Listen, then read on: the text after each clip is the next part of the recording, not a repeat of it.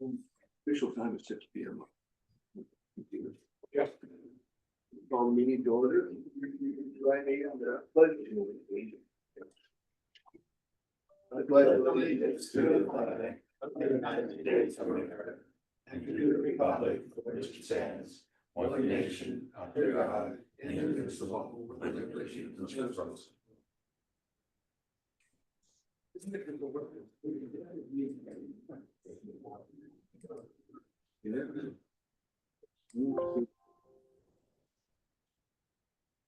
Okay, this meeting is open to any interested member of the public. Agendas are prepared for the meetings and agendas are available at our website. Agenda packages, due to their size, will not be printed off for the meetings or at public request. The public can access and view the agenda packet online. It can download them and print them at their own expense.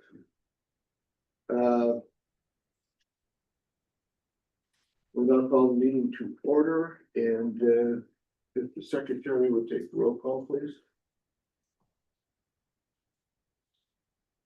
Yeah, a little bit.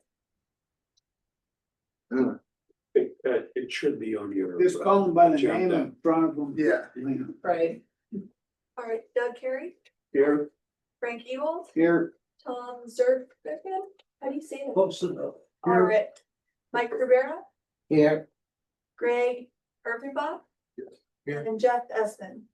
Here. Okay.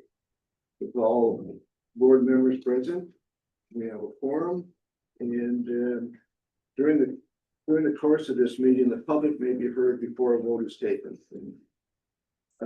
Board president will acknowledge the public once a motion has been made and discussed by the board for input. The president will recognize speakers who raise their hand. Once recognized, the speaker should move to the side of the board table so comments may be heard. Please identify yourself by name and please spell your last name. You will be allowed to comment for up to 3 minutes. Each speaker will have one opportunity to speak on an agenda item. Once the public comment period is over, there will be no additional comments unless specifically requested by the presiding officer of the meeting. And I'd like to welcome the public this evening. If we could, we'll start with David. David Graves, right here. Ellen Fiber, from Hunting News. Pam Millis, district resident. Larry Joe. Who's standing in the corner? Oh, you want us to? Justin KTV kid. That's the- Okay, welcome. Now public comment on non-agenda items. Any member of the public right now can be heard on any subject that is not listed on our agenda. Comments are limited again to 3 minutes and you can only speak once. The board will not take any action on those comments that are brought forth at this time, but we may look at them for a following meeting. So are there any comments from the public? Ms. Ellis. Okay, so I made a couple of public information requests this week to the board president and to the general manager. And I did not get the information that I requested. Yep, you sure can. You betcha, come on in. They want you to sign in too. Okay. So the comment from, I got a response from Bo, but it was not responsive to the question I asked. And his response says, well, it may seem like a quick task, filling accurate and complete data requires us to ensure consistency and proper documentation for board review. If you have specific concerns about how this request relates to these laws, I'd be happy to discuss them. So that's why I'm discussing them here. What I requested was the amount of water purchased from the city from October 24 through April of 25. And also the amount of gallons, the 1,000 gallons sold by the district for those same months. What I got was, and that could be pulled from the billing data in just a couple of minutes by a secretary. What I got instead was a, Excel spreadsheet with lots of numbers and calculations and 12 months. Yeah, so yes, I have the information, but in order to have the information I wanted, I need to go back and retype everything. I did ask Bo for a copy of the Excel, not just a picture of the Excel file, and got no response. Excuse me, you asked for that after he had sent you that. Well, this is not the form, this is not the information I asked for. I will retype it. I also asked for copies of the board emails from May 6th on. And your response was, you've not been sworn in. It has nothing to do with being sworn in. Board emails are public record. That's why you all have separate emails. I asked it for David and I, because I didn't have an email that got through to David. I did not get that email, Pam. It was on the same email as this one. I got it. So, I know she would bring it up tonight, so I have a copy of it Yeah. if anybody wants to see. the The thing is, sarcasm and the tone, Yeah. that this should not take more than 5 minutes to pull up for me. That's what you said. that's what he said, to pull up the data that I asked for. I didn't ask you Take more than 5 Hey, minutes. Pam, your 3 minutes is up. Thank Okay. you. Are there any other comments? Seeing no further comments, we'll go on to agenda approval. So a motion to accept the agenda as printed. Make a motion to accept it. Second. And second, moved by Frank Ewald and second by Greg Erpenbach. A discussion. Tom. Last meeting, last month, we voted to take our maturing CDs from Stiefel, however you want to pronounce it, put them in the state fund and make a decision on reinvesting at this meeting. There Okay, is Tom, no if I could get you, information in the packet reinvesting. if I could get you to hold that until we go to consent agenda, and we'll pull that one out for you, okay? That's what we're doing, is consent agenda. Right, but there was no motion there. If you want to put it in a motion right now, Are you approving, were we approving the minutes or the agenda? we are approving the agenda. Now we're gonna go into the, minutes, and then we'll go to the consent agenda, Okay. okay? Since there's nothing in the packet on reinvesting, what are we gonna do with the money that we matured? $730,000.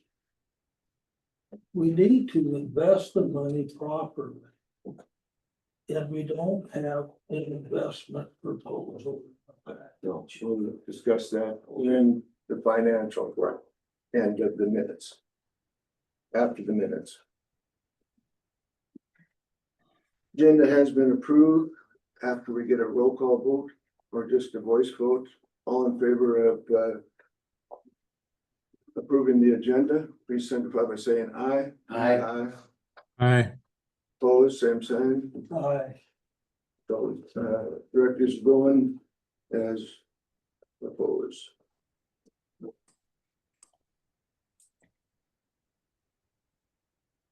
Okay, approval of the minutes. We'll make a motion to approve both, the April 16th and the May 8th minutes. Oh, so Moved by Frank. Seconded by Malcolm. Discussion. Seeing no discussion, public discussion. Being a public discussion, all in favor of approving minutes from April 16th and May 8th, please signify by saying aye. Aye. Bye. Motion carries unanimous.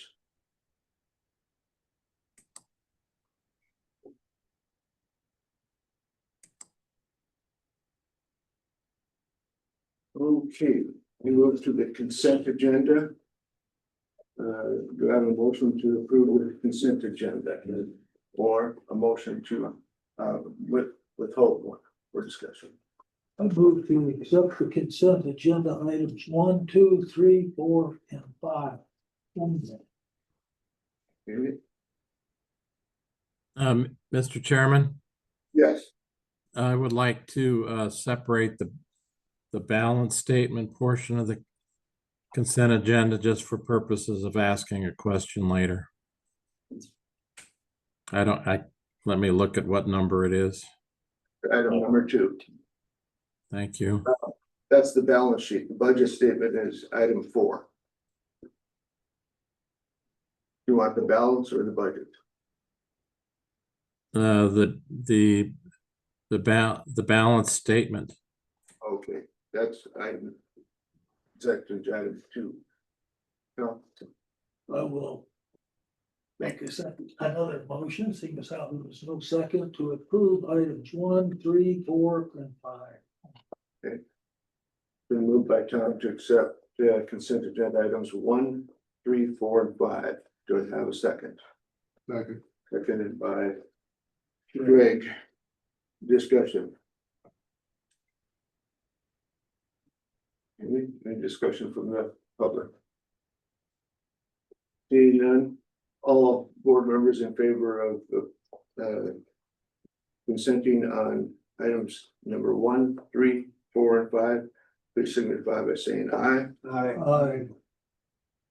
Those in opposition, signify by nay. Ming has said nay.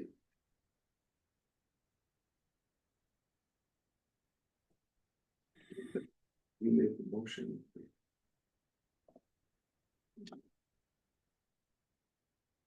Okay. Item number 2. I make a motion to approve item 2. Been moved to approve item number 2. I second that one.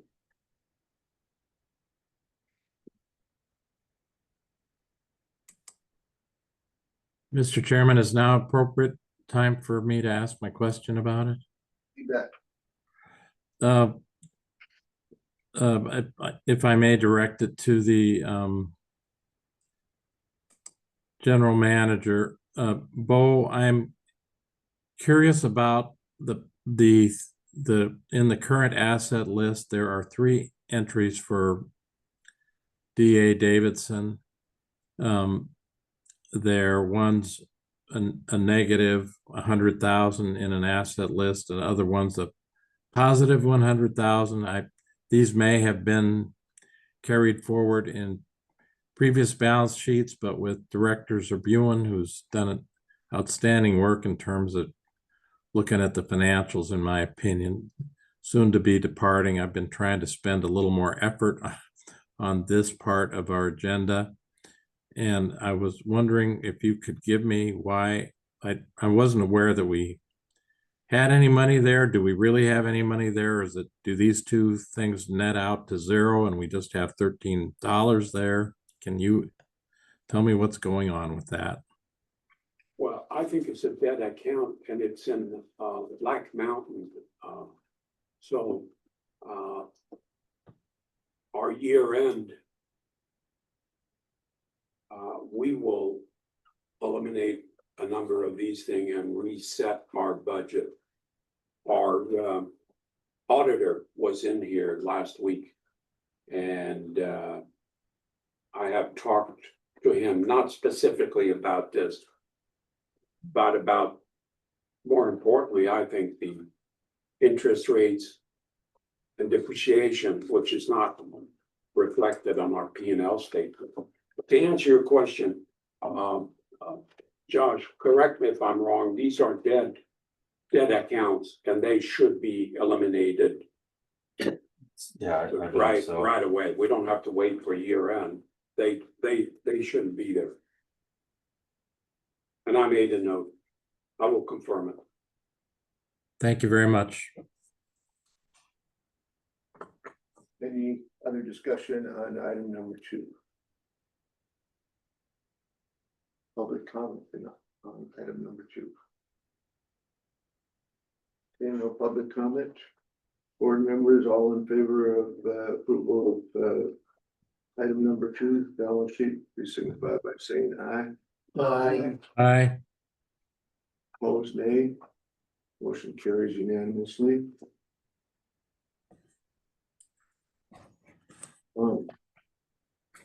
I'm sorry, I don't know how to make a motion on strike statement, so I'll let somebody else.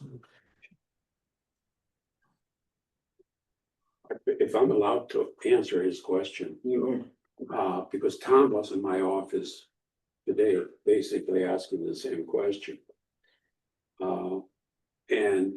During our last board meeting, we said, the board said that the money that came due, let's put it into Stifle short term, so we earn some money on it. And I talked to That was Step. Stephen Knudsen, who advanced $739,000 to interstate checking account and then to transfer it to the Stephen account. Well, each one of these institutions takes 2 days to transfer the money. So it is in the transition, so timing issue. But if you see on our balance sheet, our income fund, it's like $1.3 million, 1.2 something. So that's the reason why that is so high, because it's stuck in there, ready to. It's in STIP now. Yeah. Oh, it is in STIP now. So it was a timing issue. And I saw that too, but you know,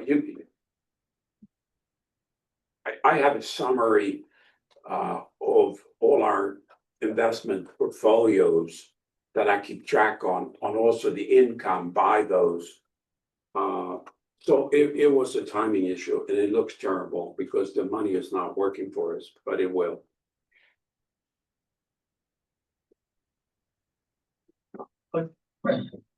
How we could discuss without motion on the floor, rehearse.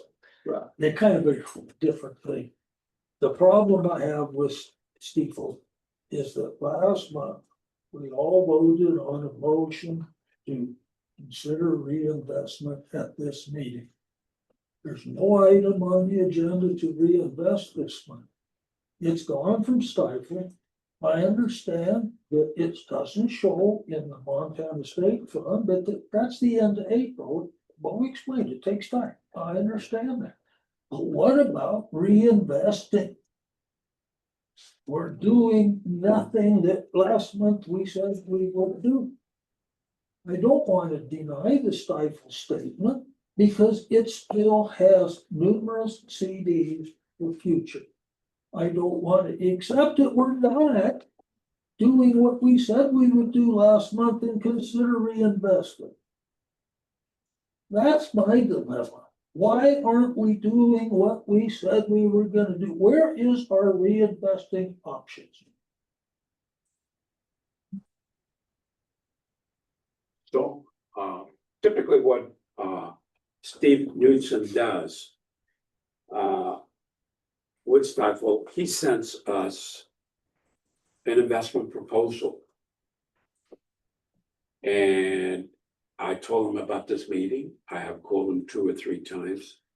He does not return my call. So that's a communication issue.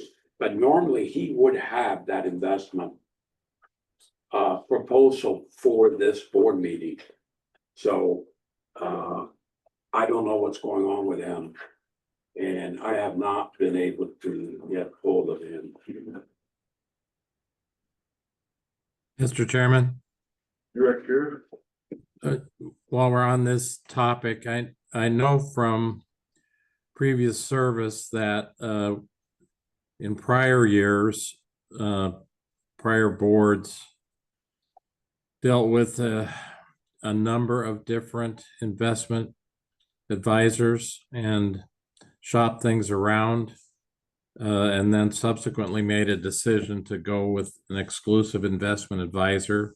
If we're not getting responsive service, if our general manager is not getting responsive service, I think he should be free to start contacting other investment advisors so we can get some decent service.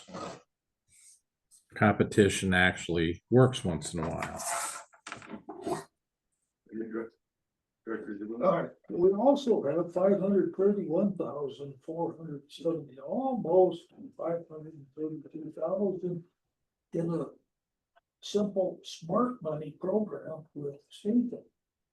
That's why last month I moved this to the state fund. State law requires that this district invest in FDIC investments.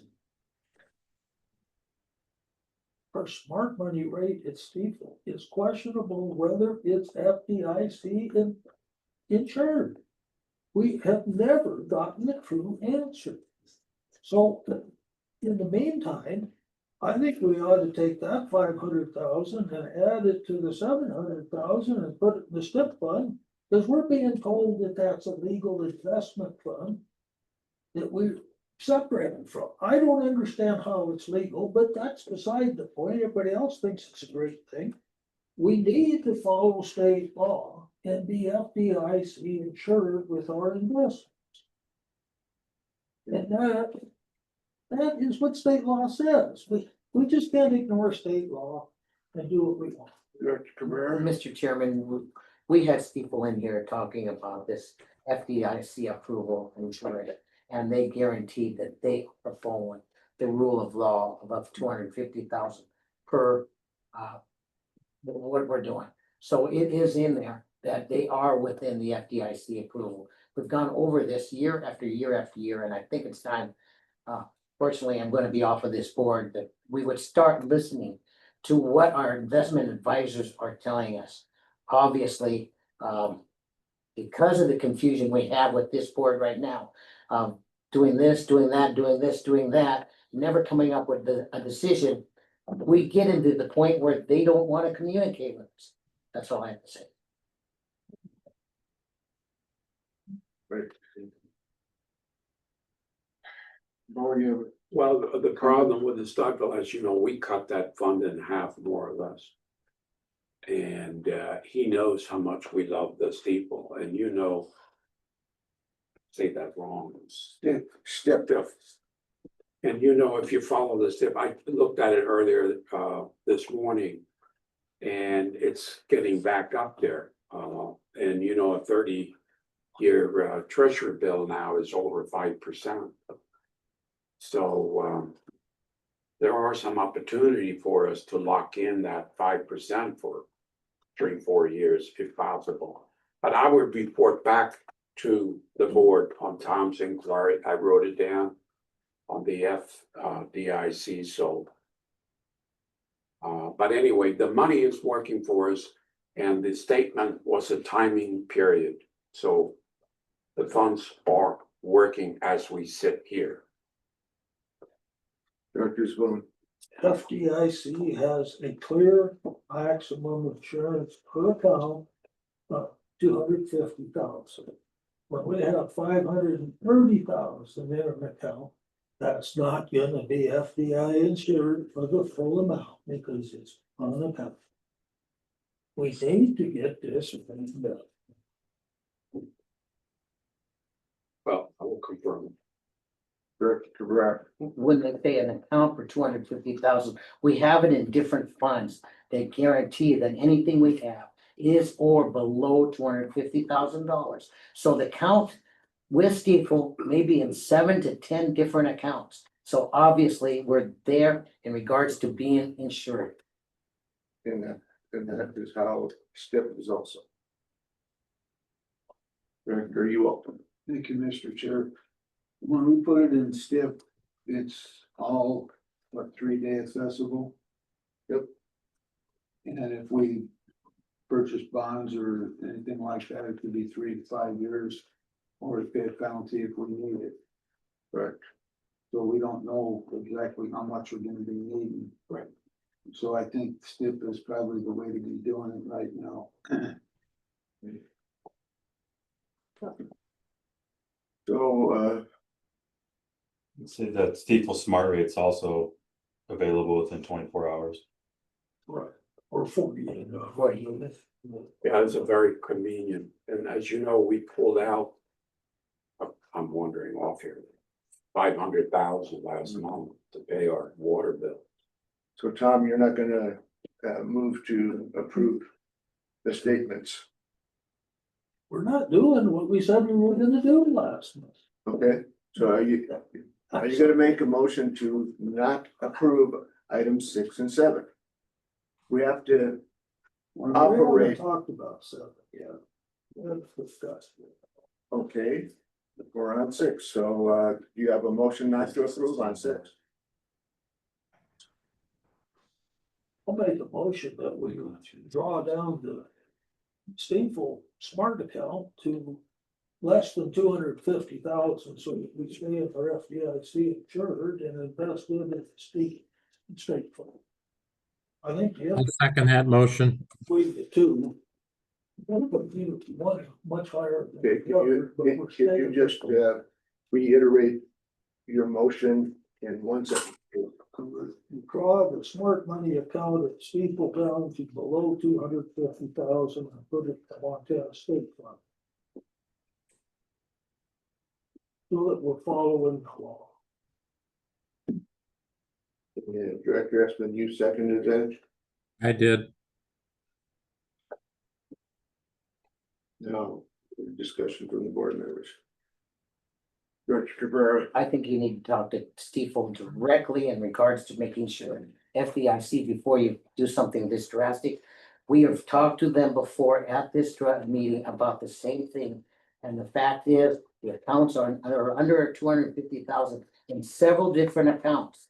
So before you get to that drastic part of saying, we will bring it down to 250, you need to talk to our investment advisor rather than making something like this and trying to have it at this point. Director Uhl, This is for the manager, please.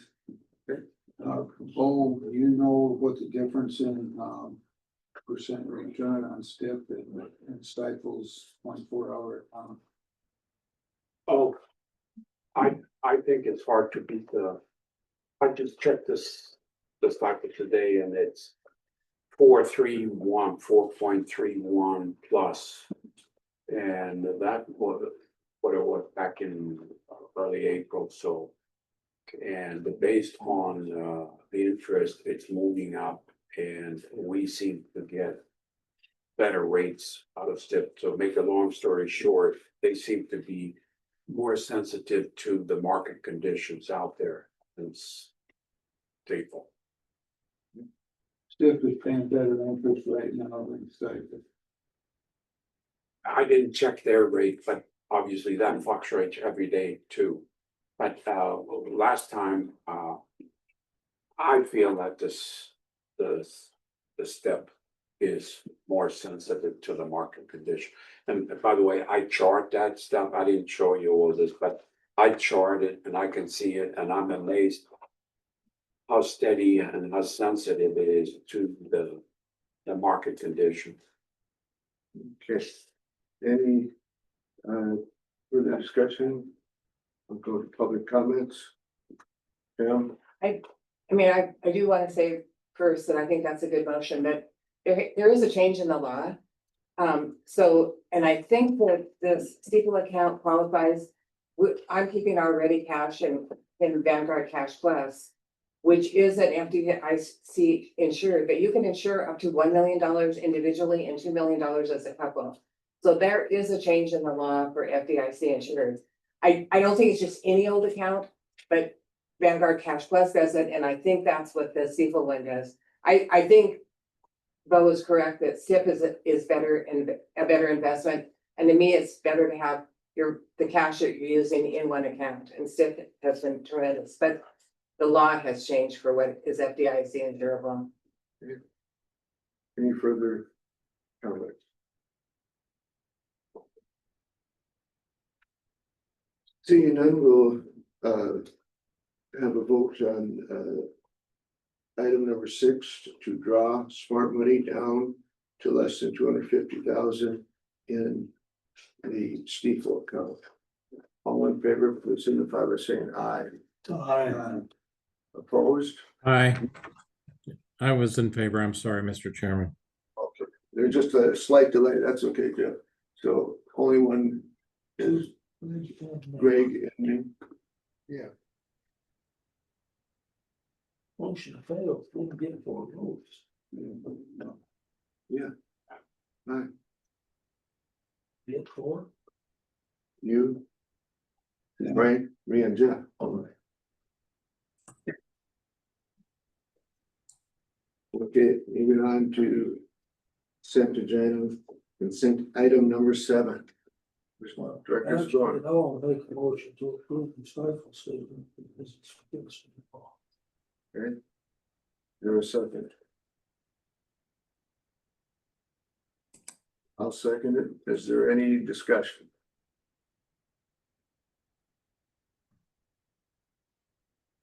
Please note that it's a wasted motion as far as I'm concerned.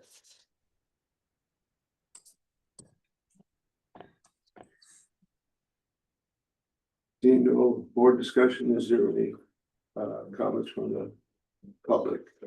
Seeing none, all in favor of approval of item number 7, please signify by saying that. Number 6.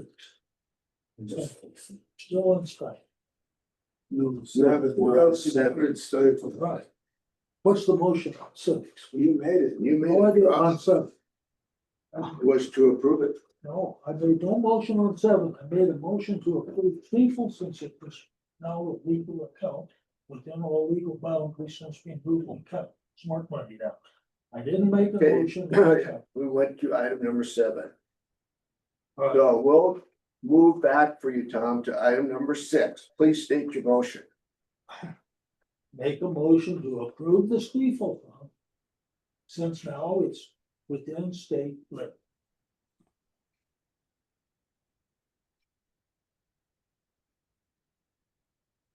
Is it within state limits? We haven't drawn it down yet.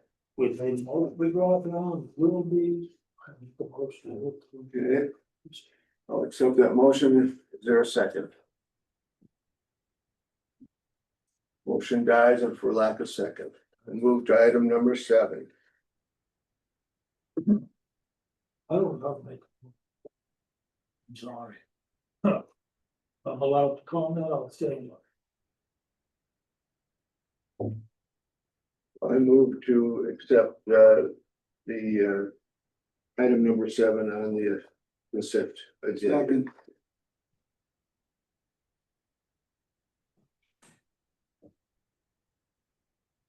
No discussion. Directors are going.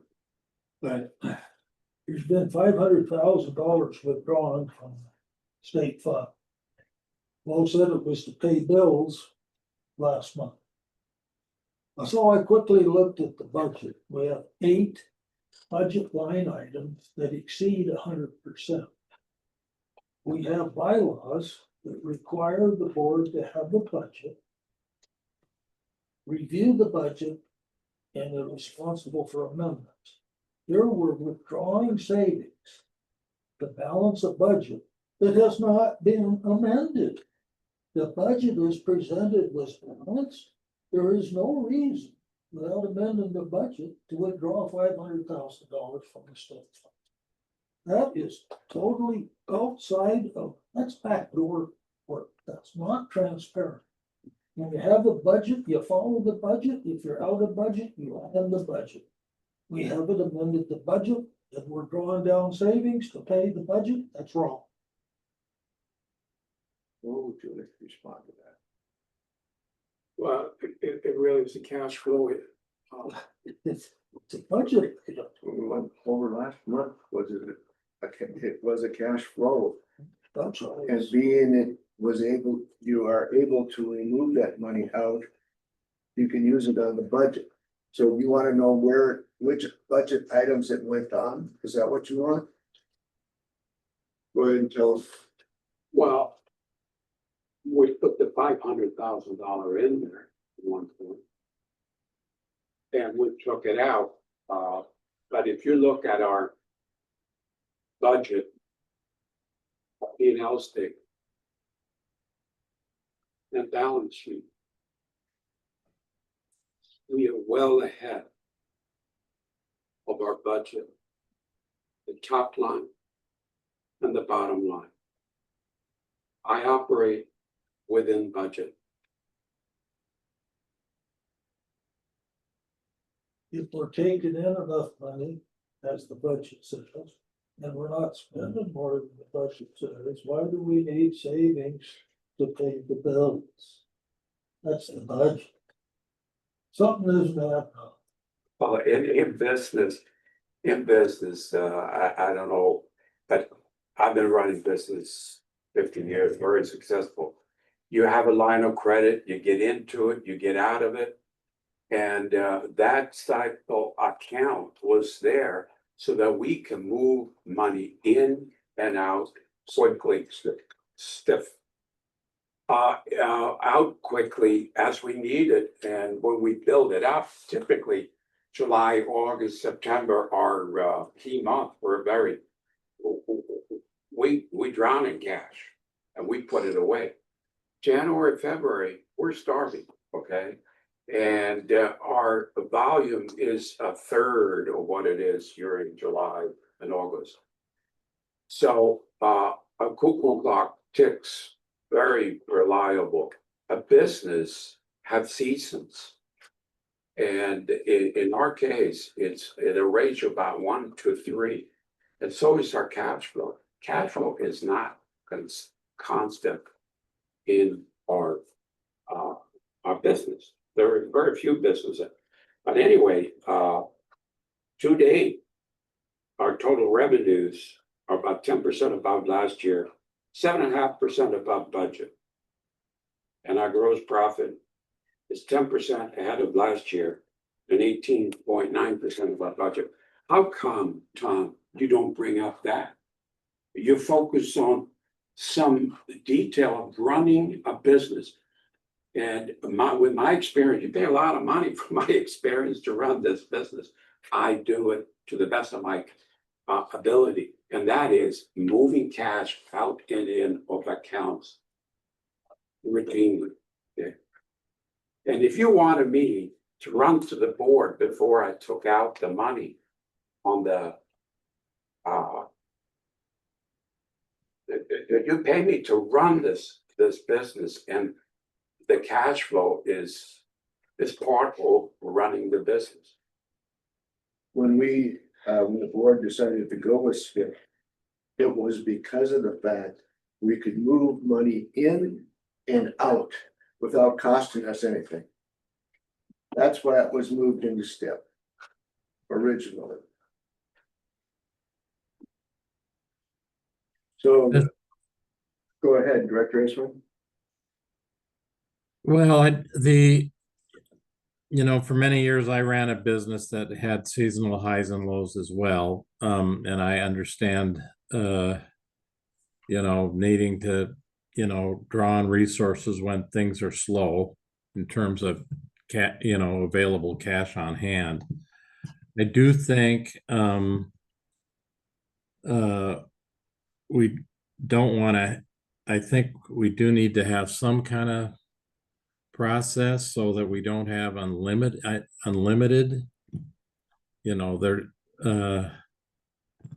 access to these funds. It's my understanding that 50, 60 years ago, there was financial problems in this district because certain funds didn't end up where they were supposed to. And I don't think we have any problems with our current staff in that regard at all. But proper financial controls are designed to prevent problems. And either we can solve it by having a budget where the income and expenses reflect reality by month rather than just being divided by month, and forecast cash drawdowns, for example, or we can establish some kind of communication for when a drawdown becomes necessary. I mean, that's really what we need to do, is just make sure we're doing things in a business-like fashion. And I'm sure they were here. The question is just how to formalize it so everyone is comfortable, including, most importantly, our customers. Thank you. So our budget for next year which is done on a monthly basis, shows exactly what you're talking about. It shows when we bring in the cash and when we have negative cash flow. It's normal in business. Okay. So, it's just the way the business is run. Almost all business is seasonal. So the cash flow varies depending on the value of your business. And like I said, if you look at the proposed budget for next year, you will see we have a month where we do not generate a positive cash flow. And that's normal. But the end game should be that you maintain the budget, and this is what I try to tell them. And it was in my office for an hour today, and I try to explain this to you, Tom. Okay, I gave you a copy of a trial balance that shows all the details on the cash transactions. And for you to sit here and say that we're not within budget, this is how a business operates. Is it possible, Bo, that when you get the STIP report and it shows withdrawal, that you put on a budget item just to show us where to go? Well, I can inform, we can inform the board when we do this. Because these are not, this 500,000 was, oh Jesus, it's 11 hours. No, we know this a week in advance, and we can inform the board if there is any objection for us to utilize our STIFL account. So I have no problem with that. I have no problem with that. But it's a normal process in business to go in to. Director Evo? Yeah. So Bo, if I'm understanding this, if it had not been for the excess 30 million gallons a month of Right. unpaid water, Right. you would not have had to dip into STIP at all. This is kind of like a catastrophe, and we're trying to get it figured out. And Correct. if that had not happened, we would have had enough to carry us even in the slow months with the good months. Most likely. Okay. Most likely. That's correct. Okay, so we still have a motion on the floor to accept the Montana Board of Investments STIP report. Public comment. Now, The district isn't really a business, it's a government entity. And I have made a similar comment to what Tom has said. If you watch city council, if you watch county commissioners, they have line item budgets. where you get feeling, Jake? They have line item budgets, and the city, and because I watch the city the most, the city does not overspend in a line item. We have multiple line items that are overspent. But and I know that, I don't know for sure that the district is bound by the same sort of rules that the city is, but I would feel more comfortable. One thing that makes me really uncomfortable is the engineering budget is consistently way overspent year after year. If before we just pay bills, the management should come to the board and say, we need $50,000 more in this line item and do a budget adjustment. The city does that regularly. You don't have to do that in a business when you're running it, but you should be doing it in a government entity. Thank you, Bill. Yes, Mr. Burra. Yes, I just want to mention the fact that this is not a city program. This is a special interest district. We run on different items differently than what the city does. We do not have to have audios. We have to have minutes, but we do not run this place like the city. Otherwise, we need an $80 million budget. Please keep that in mind, that this is not a government entity in that regard. Thank you. All in favor of approval for consent agenda item number 7, please signify by saying aye. Aye. Opposed, please signify by saying aye. Aye. The minutes show that Director Zabron is the only position. And I will send the board a memorandum a week before we move the stifle accounts. We can do that. That's not a problem. Manager Anderson, monthly report. About 15 minutes or under if possible. Okay, we do it short version. I normally always start with our employees and their training, and so far everything is fine. I'd like to mention that, Josh, you made a presentation to the Rural Water Association of Montana on ecologic and leak detection Montana sector of AWWA, Montana section. at their convention. Yep. Yeah, on April 24th. Yeah, And that was kind of going over our experience with ecologics and the leak detection and pipe condition assessment that they performed for the district last fall. and I also want to mention that Jennifer Burnside graduated from her academic endeavors. And she ended up on the president's list, honor roll. And she is, to me, maturing quite a bit with her education. And is an asset to ours in the county department. And she's learning something new every day. So people are important to us, and I'm happy to report that we are improving the skill set here, which is crucial for us to go to the next step. If you would relay the board's Thank you. congratulations to her. Appreciate that.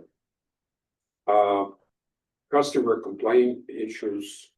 I don't think we had any major service line issues.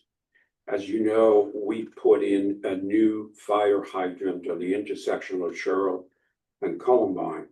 And that ended up in the paper. This work was actually scheduled for 2022, 3 years ago. And the reason why we did it, we needed to do it, but the famous leak was right there. And we needed a 5-foot pipe section for our AC program. So we thought we had 3 things in one shot here. So 2 of them worked out. We got the hydrant in, no problem, and they did a superb job. And we got the sample for the AC pipe, and it's sent to California. I'm still working on correspondence with the lab. Yeah. So we got 2 out of 3. We're still looking for where the water is coming from, Columbine and Sherrill. And we have had a number of people involved, and we spent hours around the neighborhood. We talked to almost every neighbor. So it's been very strange. But the water in that drain can come from a mile or 2 away. We had the city do a video about 150 feet into the pipe. And you can clearly see that the first 50, 60 feet, the pipe walls are saturated. Pipe joints are wet. The further you go, they're not. So it's pretty obvious water's coming in from that section. We have our listening devices. These are very sensitive equipment, and we cannot find it. So we are looking. Extremely frustrating. We were much more successful at the Hawthorne pipe leak, and that was part of looking for the leak for the Sherrill. In interest of time, we found the leak with the help of Rocky Mountain, leak detection. From Bozeman. And I got hold of this company by checking with a number of other people. And he was the only one who said, I'll be there tomorrow. I kind of like working with people like that. And it took him a day and a half to find our leak.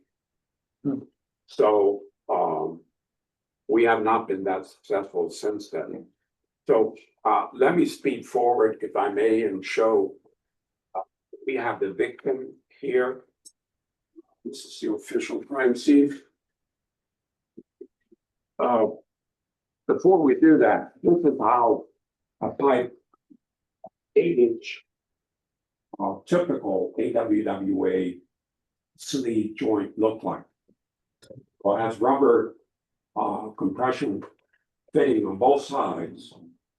And you slide it on the pipe and you slide it back on so that it's approximately in the center of the pipe.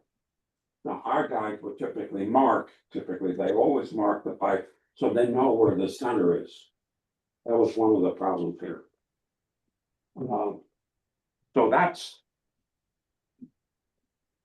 this is Smith Flair, I think, 3 or 4 companies. They all looked. Excuse me, Jeff. No, it's coming from somebody else. Okay.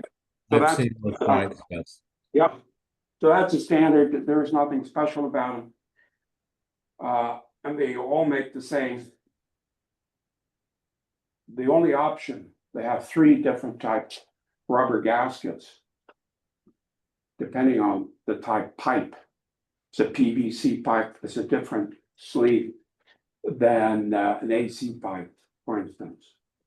So we have not taken this apart to see which one it is, because that really didn't make any difference. So this is the famous guy, and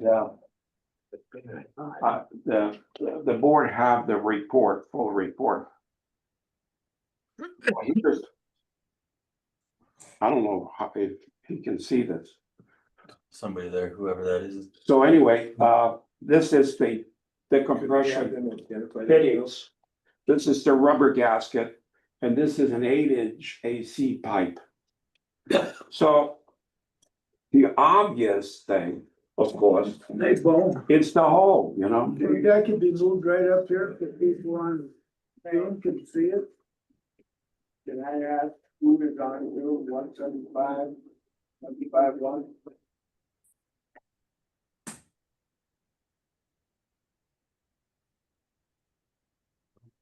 Ask one more time for the individual on Zoom to identify themselves.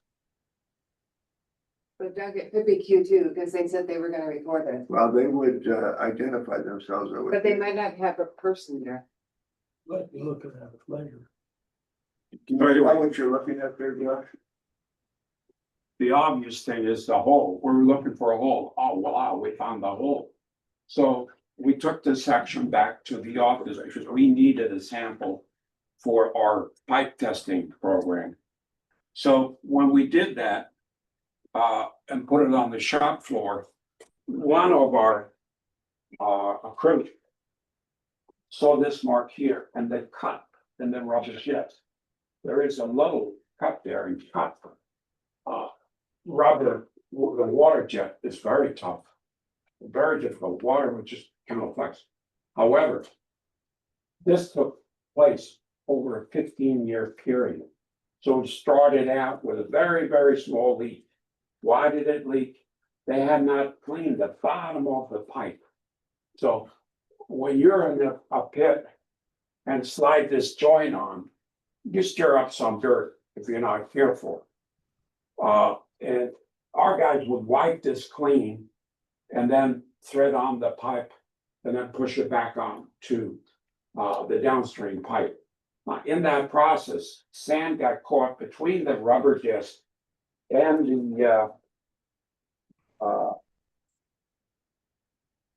and the surface of the pipe. So over that 15-year, they cut the rubber, slowly cut the rubber. And the sand conditions was ideal there to do sandblasting. So you have 85 PSI water pressure here. And you have the sand you're staring up and shooting it left and right. It was just perfect condition to do sandblasting. So it jetted this surface here. And there was some vortex creating this surface, and it was just eating away, and it popped. And we think it might have popped in November, October, in that neighborhood. So why was this not discovered before? Well, when this pipe was originally installed 15 years ago, the leak was so small they could not detect it. Nobody could detect it or suspect it. But over time, the consequences of this was disastrous. So, what are you talking about? That little hole here, 85 PSI, is 620 gallons per minute for about 800 to 900,000 gallons a day. You know? So, we're talking about tens of thousands of dollars in our revenue out the window. So how much have we spent on water from October last year to April this year? How much more? 346,000. How much more water have we sold? We sold about 5,000 less. The water versus the dollars and cents. So 347,000 7 months. It's about $50,000 a month. So that is bad. So the consequences of this work being done 15 years ago by a city contractor, we did not do this work. Heights Water did not do this. So what is it they did? They put in a storm sewer that was crossing our 8-inch line. So they asked us, can we put in, and it's common. We have on Wix, we just put one in. We should check that. So they put in a 45, goes underneath, and then comes up 45 and continues. So that section is taken out so they can do their work. And when they put it all back together, it supposedly looked good. And you support those 45 degrees restraining, because we're talking about a lot of pressure, a lot of movement, and it's all restrained. And for some reason, this connection was not done right. There was a couple of other issues with this connection as well, which didn't help them, and that it was not centered. This coupler, if you look at it, see where this rubber disc is, and the width of that, the PVC pipe here barely was in the fitting. We don't think that caused the issue, but this certainly did. Josh, did I miss anything? No. So we have purposely not taken it apart to check if the rubber gasket was the correct one for AC pipes. But it's supposed to be a special type of gasket. Yeah, boy, I got two questions. Didn't anybody on that Hawthorne Street see a decrease in their pressure coming into their house? Not at all. On the back side here, it's a curb stop, right? Josh? That was a service going to a house. Yeah, it's right here. Yeah. And the leak was there. You would think so, Yeah, but there's so much pressure in the line, 8-inch line. And this is what, 3/4 inch, 5/8, Recorder. Okay. so there's so much water backing it up. My other question then is, well, I didn't notice that curb stop there, but the installation of the curb stop, is that done by the district or is that done by the contractor? That was done We do the. years and years and Years years ago. ago. So my question is the city contractor that did didn't do a very good job, is he liable for this problem of $347,000? Well, somebody asked me this, and if you bought a 747. And you were flying around with it for 10 years and suddenly both wings fall off because of rivets. Well, the warranty clearly up. But the consequences of poor workmanship and material. People died. In this case, nobody died, but the consequences of poor workmanship in our case is $350,000. Thank you.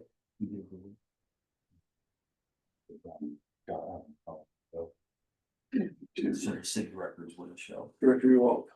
So for the manager again, when somebody else is working on our system, we don't have anybody there supervising. We do. Well, So then it's tit for tat. Like I said, this project was done, those got 15 years. I think it was done. The first phase of the subdivision that storm's coming out of was done in 1996. So if that was done between 96 and it's been 25 years. but we do have record we can find.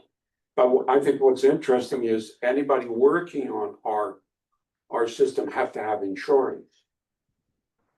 You know, they have to have liability insurance. If the workers get in an accident,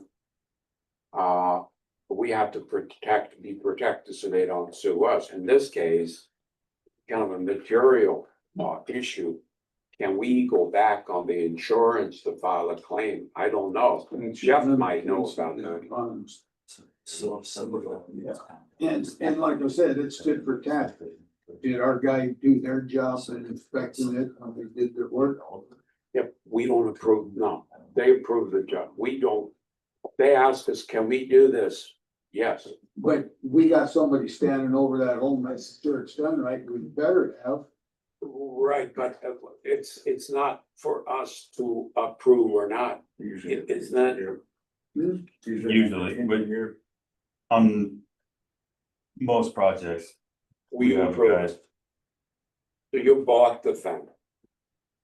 Well, you can keep that three.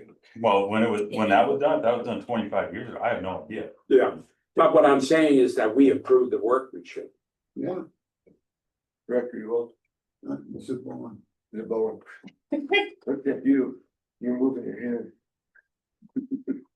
When a contractor works for the city hires an engineering firm to design the plan and spec it out. That engineering firm has inspector on site to make sure the work is done according to how it was spec'd out. The water district, this district, they've been working on a water line in front of my house since last October, and this district is not inspected, the work as they go. But there's been an inspector from Performance Engineering there every day, watching what they do and make sure it's done right. Most claims like this are the contractors for the first 12 months. He is liable for everything for 12 months. Then it's turned over to whoever the contract was. Today, most places have increased that to 2 years. But it's a 2-year responsibility of the contractor before it's turned over to somebody else. So, yeah, right into this years later on. Good luck. Another thing that we gotta think about is, we're still looking for leaks, so we're not sure this is 100% of all our loss, so how can we try and nail somebody for something we don't even know it's 100% of our loss? No. Right, don't get us wrong, don't nail anybody, but we try to explain to them what happened. And it was not my idea to bring this thing in either, so we are not blaming anybody except telling you the facts. I was not installed properly, those are the facts.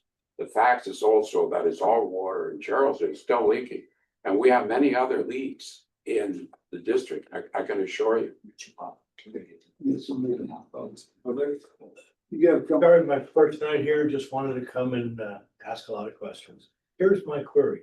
We're missing 1 million gallons, correct? A day. A day. We think we found it, but we're not sure. But number one, we're not looking for, 1 million is the difference, okay? We, under normal circumstances, we would have probably 200,000 plus. So I would say closer to 600,000. Let me ask a question this way. We have a big leak someplace. Is this it? Well, as I mentioned, this is 600, up to 620 gallons per minute, which is about 800,000 gallons. So Which is about the mathematically, big this leak is you're it, but we have other leaks. It's definitely a contributor, I whether, imagine this place, pardon the expression, leaks like a sieve, it's kind of lake all over. Correct. I mean, that's just, The nature of the business. so we, again, I'm gonna ask it this way. That could be the big leak. And it would be great if it was, but we don't know that. We have to wait Correct. till we get the meter read from the city. And try to balance it with all of the meter reads from our customers. And where does that come out? But they only bill us once a month, so it's, you know. It's a guessing by God. Could you spell your name? Just so I can have it in. JIM. Cabrera. You.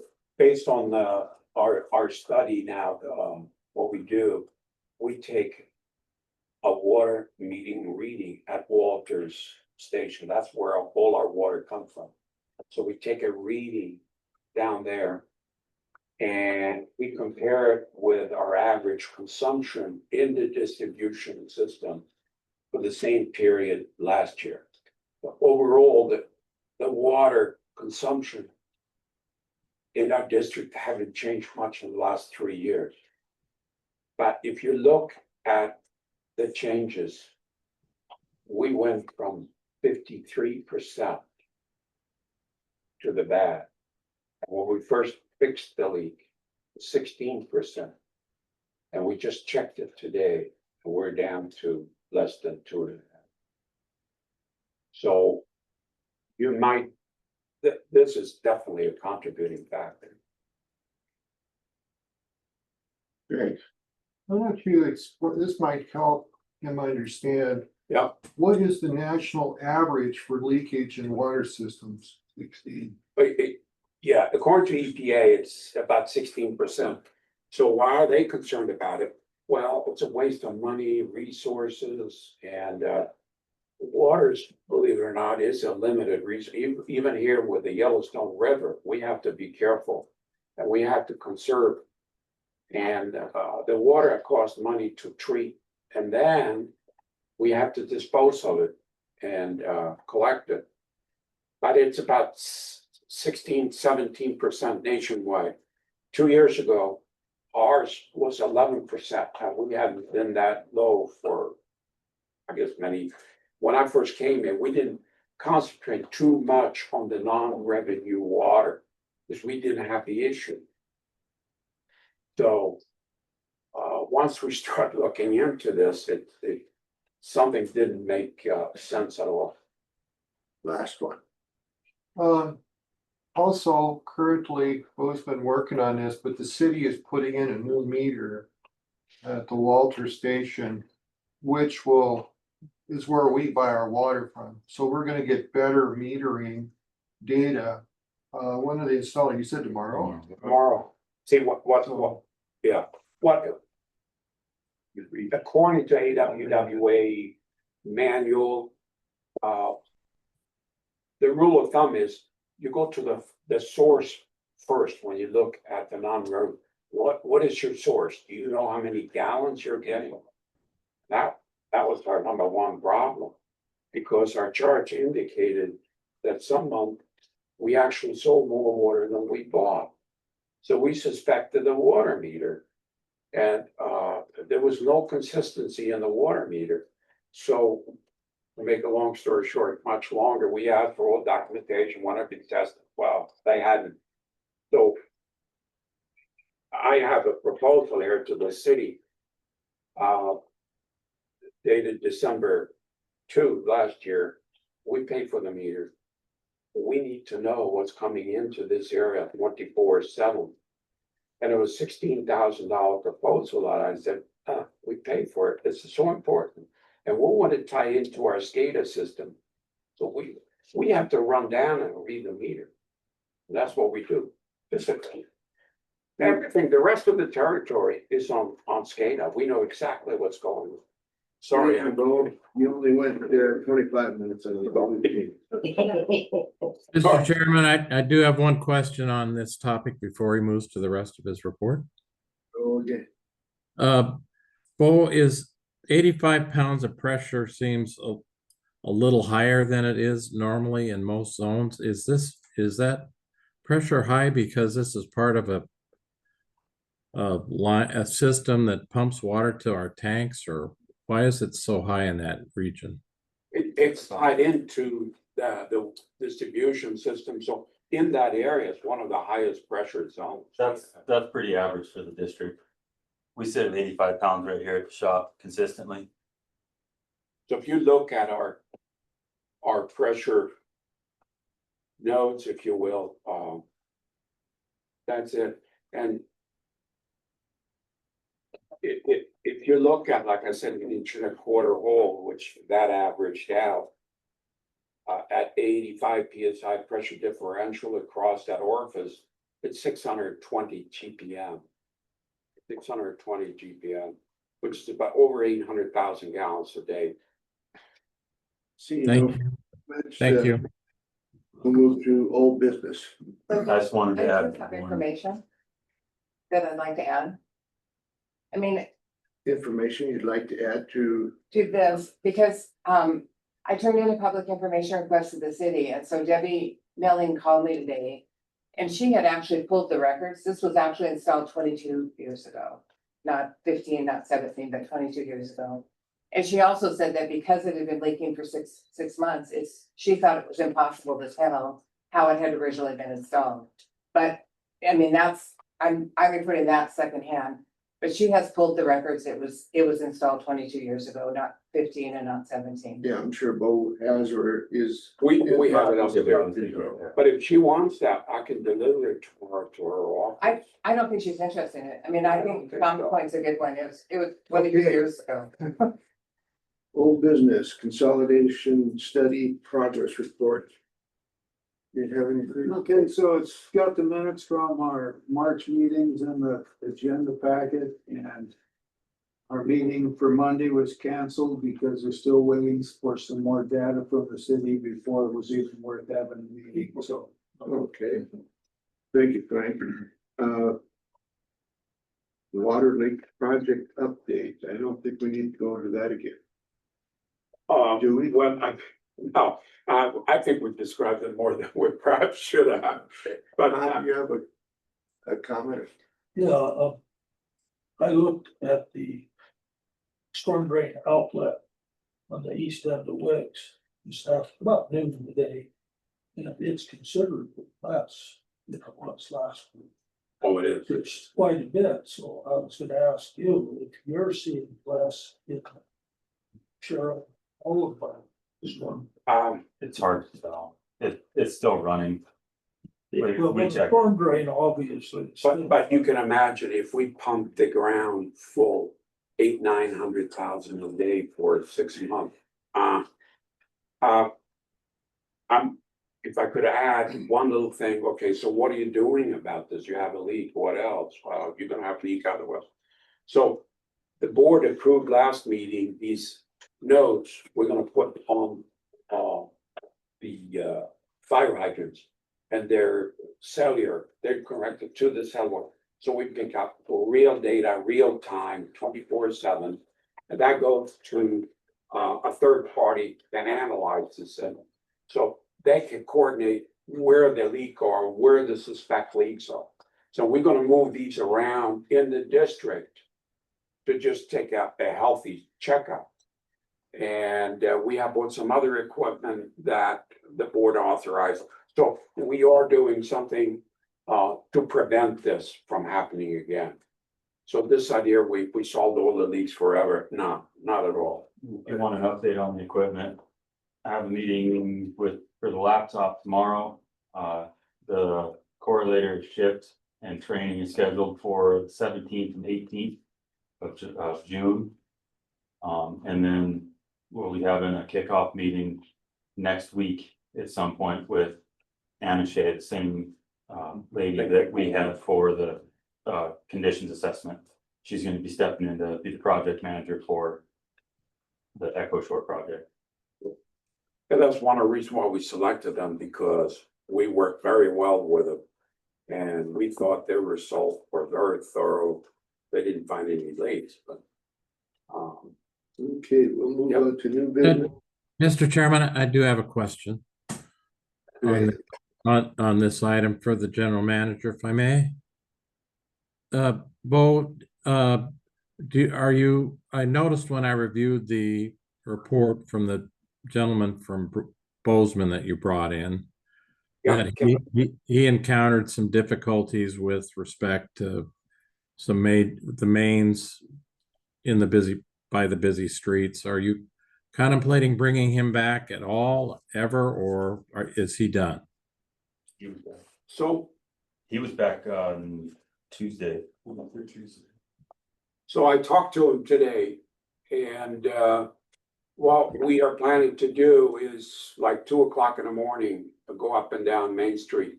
Because it's impossible to do, but I'm glad you asked. So he's gonna do that. He said he need to go home and see his wife and kid for the holidays. But he will be back next week and we will do Main Street. Main Street is highly suspect. Because piping is all the traffic. What kills pipe too is vibrations, temperature, vibration, soil conditions. And our biggest leak ever we had was on Main Street. And the same kind piping is still there, so. But as far as a lot of water, we found most of the water we're looking for here. Moving to new business now, review of the budget. Yeah, what we did this year, Josh and I spent a lot of time on the budget last year. So this year, we have all the formulas, all the graphics, all the spreadsheets set up. And we put in the variables, which I have sent to the board. There was a number of variables, like the inflation rate assumption, salary increases, and also obviously the non-revenue water. So there was a number of those variables. And since our meeting with the city on the water rate, which drives the budget, was not really successful. I talked to Andrew today, and the city has not produced the information that he requested. It was a number of items. But it's clear to me, regardless of what he comes up with or what the cities come up, they have committed themselves to $120 million investment. And we're gonna pay for it one way or the other. Doesn't matter how the formula works, but, and My big issue is that the city is not increasing their rate at all this year for the residents. They're increasing our 12%. And I shouldn't go into the detail. We should do that when Andrew has completed his work, but there's a number of issues. Let me see if I can make this really quick. Okay, well, you're jumping from here and from the budget Yeah, into here. yeah, but the budget, okay, the budget is based a lot on the rate. So, thank you for correcting that. So the end game here is that we're looking at a budget that in dollars and cents increased quite a bit over last year. And that is in the anticipation of the increase of the water, which is about almost 15%. And we're trying to keep a positive cash flow barely on investments that are also shown here, totaling only less than $500,000. Typically, we invest about $750,000, which is just about our depreciation, and it's a good rule of thumb to invest your depreciation. That's why you have depreciation. You renew your equipment and you allow for it in your accounting. Other than that, I don't see any big changes. There are a few little things in here. One of the things we want to do, and I think you'll agree with me, the Black Mountain software is old and it doesn't do much for our customer. You know, when you go online, pay my bill. Well, send a check or call somebody and they take your credit card over the phone. So this system is like most other companies out there where you can see what you own. You actually have an account. You see your last payment. You want to articulate that a little better, Josh? Yes, the current billing system, the BDS, is, you know, kind of a bolt on to the Black Mountain software. Black Mountain has a billing software that integrates in and talks directly to utility billing, so that it becomes a more customer friendly and a more staff friendly. But the main thing here is for not just for staff, but for the customer. Right. Because when they call up, they have no clue what the hell. Yeah, there's a pretty extensive customer portal component to what we're looking at.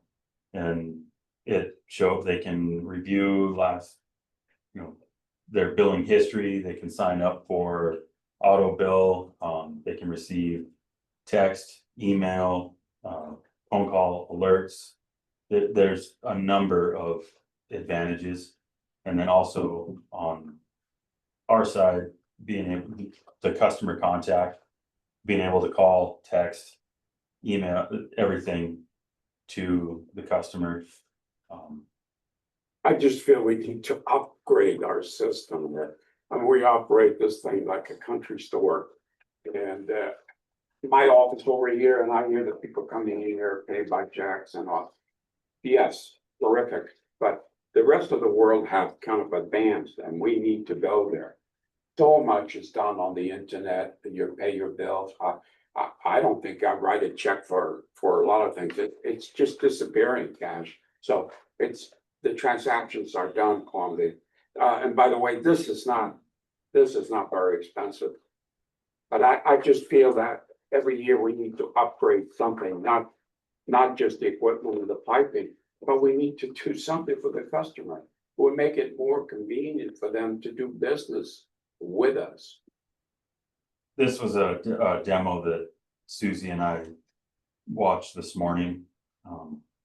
And it comes down to a $3,780 annual It's a subscription increase fee. to the, So anyway, that's a small thing, but a gigantic thing for our customers. And Josh, as far as the budget is concerned, there is nothing unusual or high investments because the board really hasn't made any decision on our, the capital. yeah, we do have provision in here, and it's in our cash flow budget. The Northwest Pressure Zone, so we have that in the design phase, so that should you go there, there is money for that. How much money do you have set aside for in the capital improvement for replacement pipe? It's also in there. That's, Because that was requested. Yeah, right, so that, that's all in there, that is it's engineering cost. Most is of what the that. Design. right? But it's all in there. For this, 70,000 on the design phase.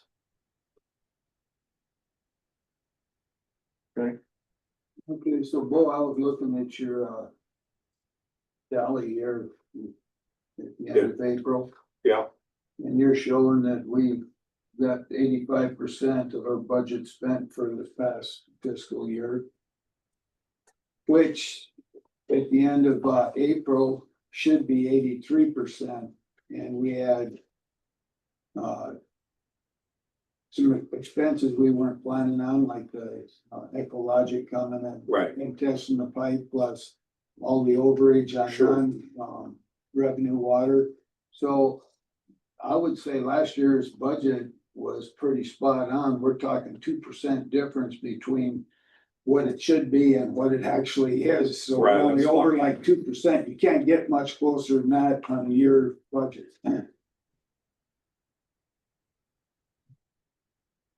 But the big item here, guys, is the design phase of task order 28 on the north west pressure zone.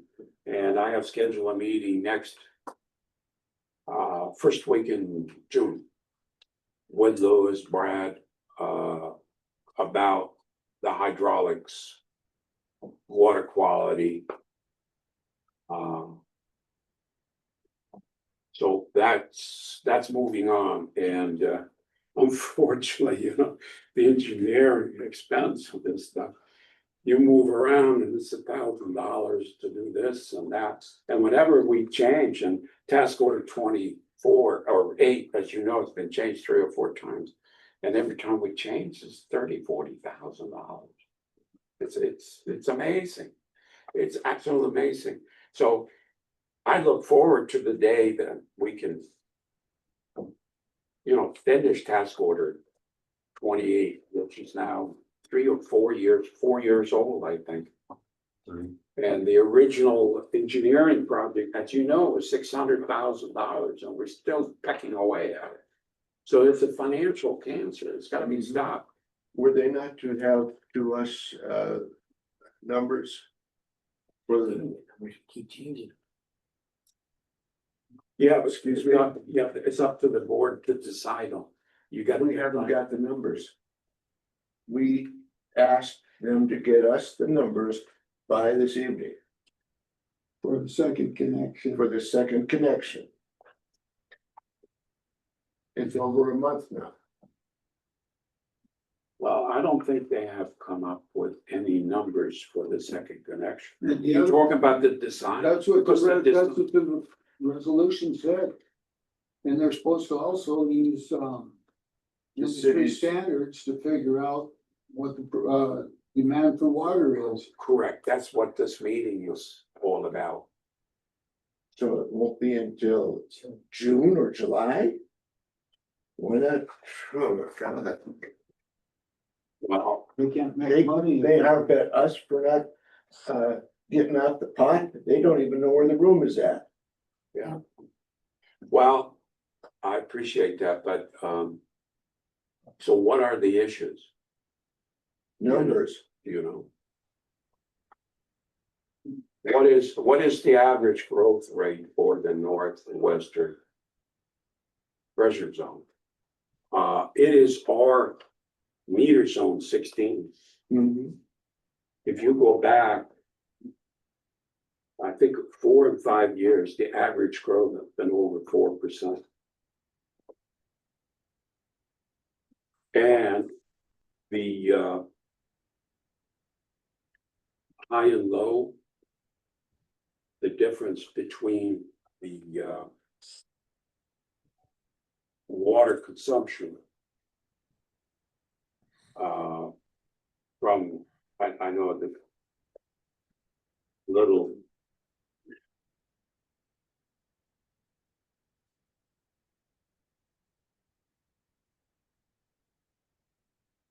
so this is on the board. Josh, there's no agenda packets or anything. Yeah, hang on here. Resolutions. Recent. The. It's the northwest pressure zone, not transmission. Okay. so this I don't know. This gets a little technical, but the issue here is you heard Lewis say that the industry standard, right? What is the industry standard? Extending out peak hours demand in a Right. clear flow. Right. Fire failures. That And it was was like the same 3. numbers that you published from AWWA. So we researched, I call it Route 16. We pulled the billing data for Route 16, which is primarily that whole Lake Hills area. We pulled the billing data and usage data from multiple years and both put it through Excel and massaged the numbers, put it into a chart and found the ratio. Was it 5 times? Well, the Brad, usage? Brad tried to make the comment that the growth rate is much stronger than Curtis and Lewis. Why? Well, they're used to the city, very slow growth, 0.5%. So I think Jeff said, you gotta prove that 1.8, that sounds like it's lower than that, right? Is it lower, what That is was it? 1.5% growth. Well, knowledge is very powerful, guys. You can find out this stuff. So what is it, Bo? The 5-year growth rate, as I calculated during the winter, is 10.5. January versus August were two, the lowest month and the highest. It's a ratio of 5.9, almost 6. So my point is, this using industry standard that's not regionally sensitive. It's not recommended. You have to be sensitive to the condition that exists in this area. And pulling this 3.1 or 3.2 times, it clearly does not work. So we're going to discuss this with Lewis because this changes the equation. To what degree, I don't know. But most likely they need to come up with more water at the city to sustain this kind of growth. So that area is about 16% of our total. Overall, our growth rate has been 1.4%. And this region has grown 3 times the growth rate of the rest of our distribution area.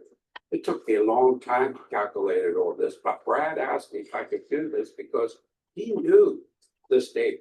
I'm new here. I don't know this area. I don't know the regional and how strongly that area has grown. Question. There's also questions in regards to growth in the city district with Gary Oakland having that subdivision there where they do not have enough water to get to their Right. places. So when you're taking a look at 5.8, you're actually looking double, because he's wanting 2,000 new homes in that district right there. So, in other words, what they're looking at are saying that we were substandard in regards to what we were doing. We had all of it coming down to Northwest Transmission Line to make that happen. But now we've got to go with another valve system because we thought we could save some money. They're gonna have to build a new tank. That's all the city's gonna have to do.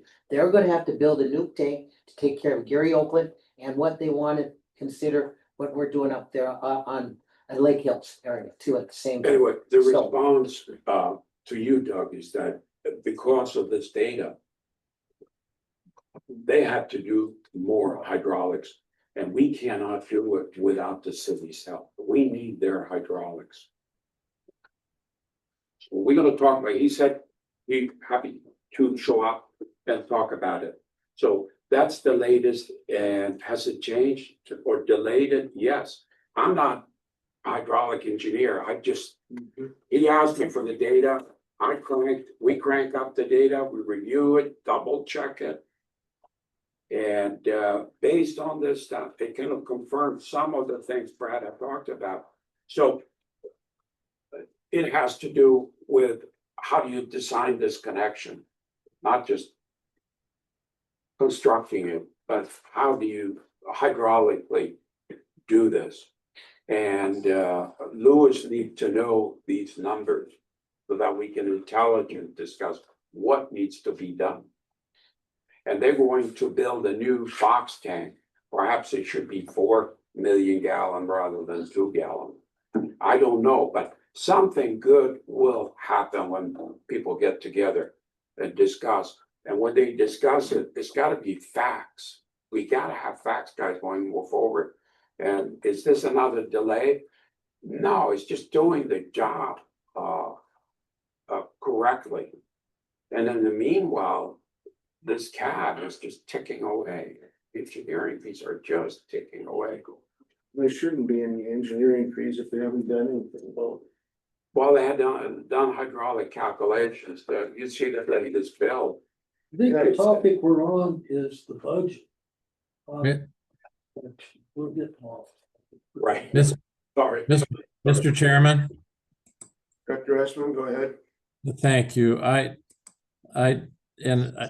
Just a comment, I think as long as we're grinding forward to get some facts and determine what the best path is forward, I think it's a lot cheaper to spend a little bit more money on engineering than to take on, a bunch of debt in the near term based upon faulty assumptions. But let's find out what the facts are and then make a fact-based decision. I'm fine with that, but I would like to go back to the budget assumptions and ask if Josh, is there any way for you to, I've got some questions about the budget assumptions and why they were made. Could you put page 36 up on the screen for the other board members and both, so that when I ask the questions, you can be looking at it like I am and see what I'm asking about? Can you do that? I think so. There are line items you can refer to as well. Right, yeah, but it'll make it easier if it's up on the board, if he can do it. I hope. Because a lot of work went into preparing the sheet. That's obvious.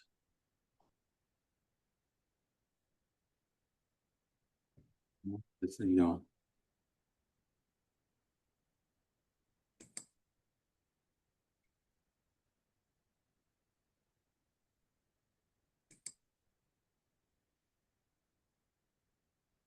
Josh, do you want me to try to share it? I'm getting there. Okay, You say page 36? page 36, yep. If you've got it on your laptops there, Yeah. but the members of the public probably don't.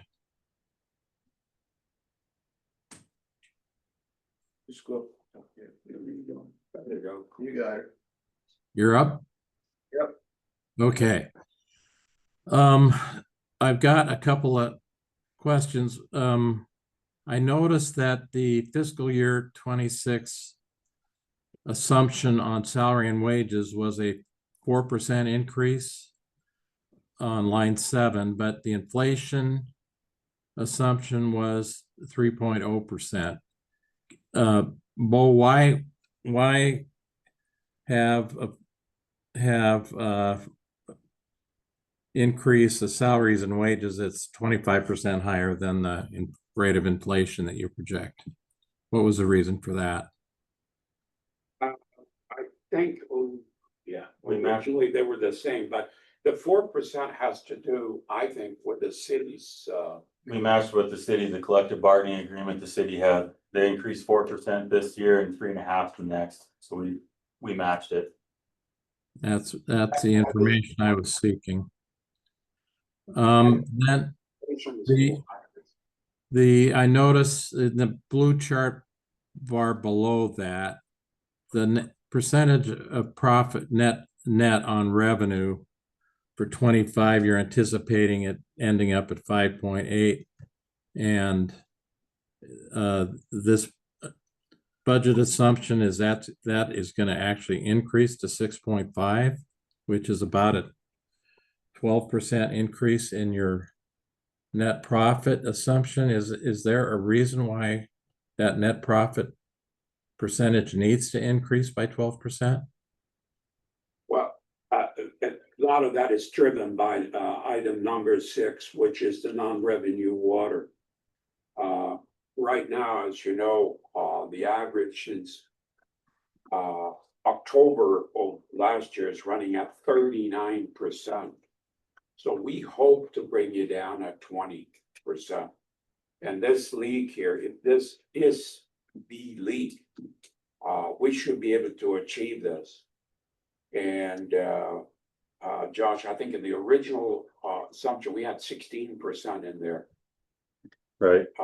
We jumped it. So a nonprofit typically schedule or shoot for a 5% return. So the 6.5% is not too far off.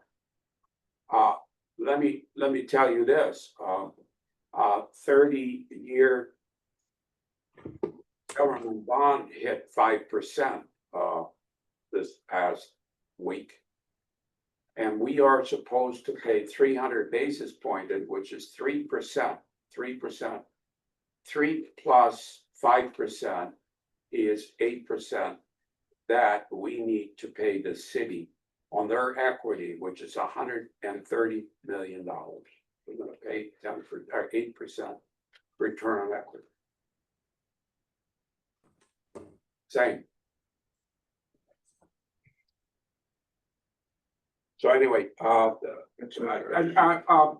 nonprofit, 5% Weighted average cost of capital. is in the range. What it is. So it's not 8% of the 134 million. It's what our percent of the 134 million is times 8%, correct? Well, it's clearly spelled out in our contract and the memorandum of understanding of 2013. It says the formula. And you Google it or you go to chat AI and ask what should the rate of return be for a nonprofit utility? Zero. So Jennifer said that in the wastewater area, they're looking for double-digit return on equity. I'm somewhat new to this. I'm a capitalist at heart, but they use an average cost of capital. So what is that? So they use that percentage plus the percentage on their debt service. Now, we have 3 SRF loans. All 3 of them are at 2.5%. Their new one is at 4.3.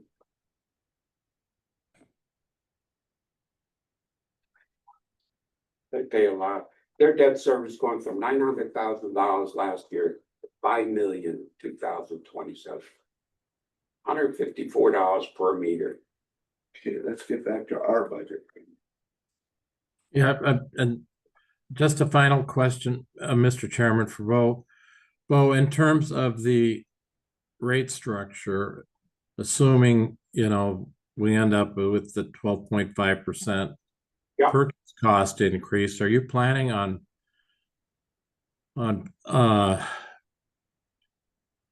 increasing the rates across the board by that number, or because that is roughly half our cost of doing business, so, or just passing, just Correct. adjusting for the actual hard cost, which is, I'm very glad you asked me that. The city has, I'm looking for my report. The city has a 5-year floating cash flow forecast. And so when Andrew and I was down talking to the city about the rate increase, hey, you know about our cash flow for, you knew that we're going to spend all this money. You knew our debt service will increase. We have passed on that increase, our customer, the last 5 years. You did not.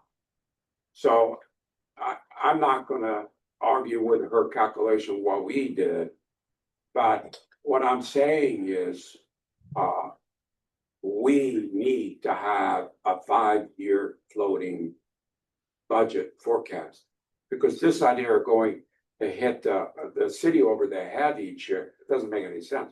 We should know what they're doing, and our cash flow forecast should dovetail what they're doing. So I have already started a 2027 budget based on the same assumption. So you have assumption for 26, 27. I did not show you that because of interest of my eating habits. I need to go home. But you will have that 5-year, and I hope to present that to you next year. And I think it's important too for the board to adopt a budget discipline, okay?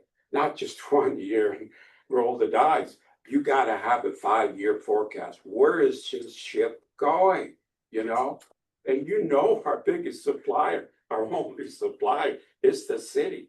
And they published it. So she said it's all on the internet. Now, I don't know if you've been on their webpage on the internet looking for this stuff. It's impossible. So I'm going to have her send me the cash flow forecast that we need to focus on. And we will design our budget accordingly. Okay. So,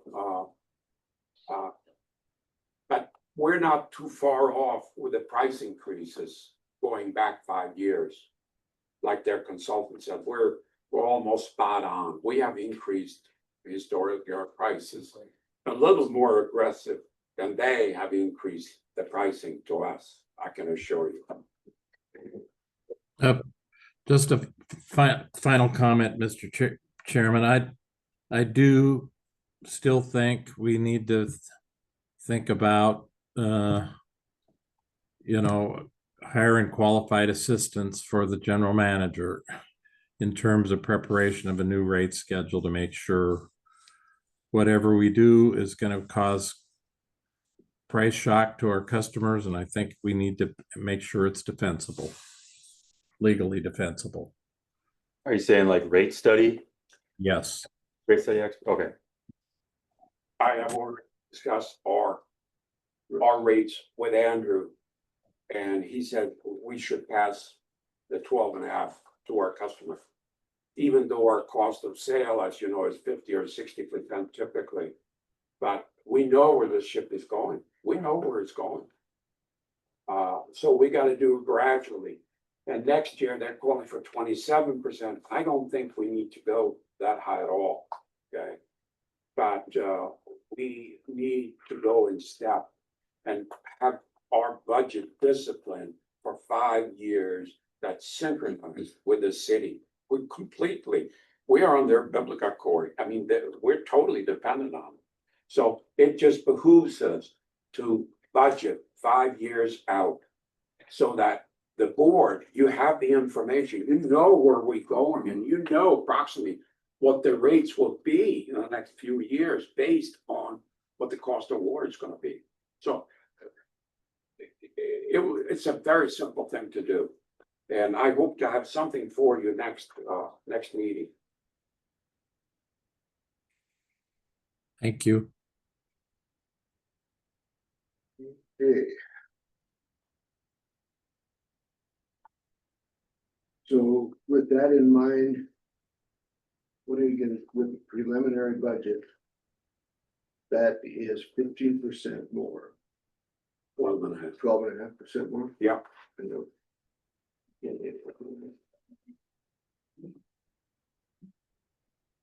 I have a motion to approve or disapprove preliminary budget?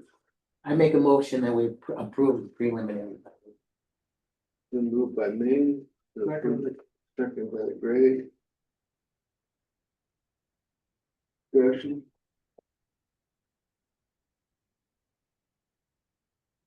Mike, yeah, I have, Mr. Chairman, one thing that we need to consider is the fact that when we're, the asset to debt ratio that they want, or what they wanna do is basically pay down their debt to what we have to pay in the future.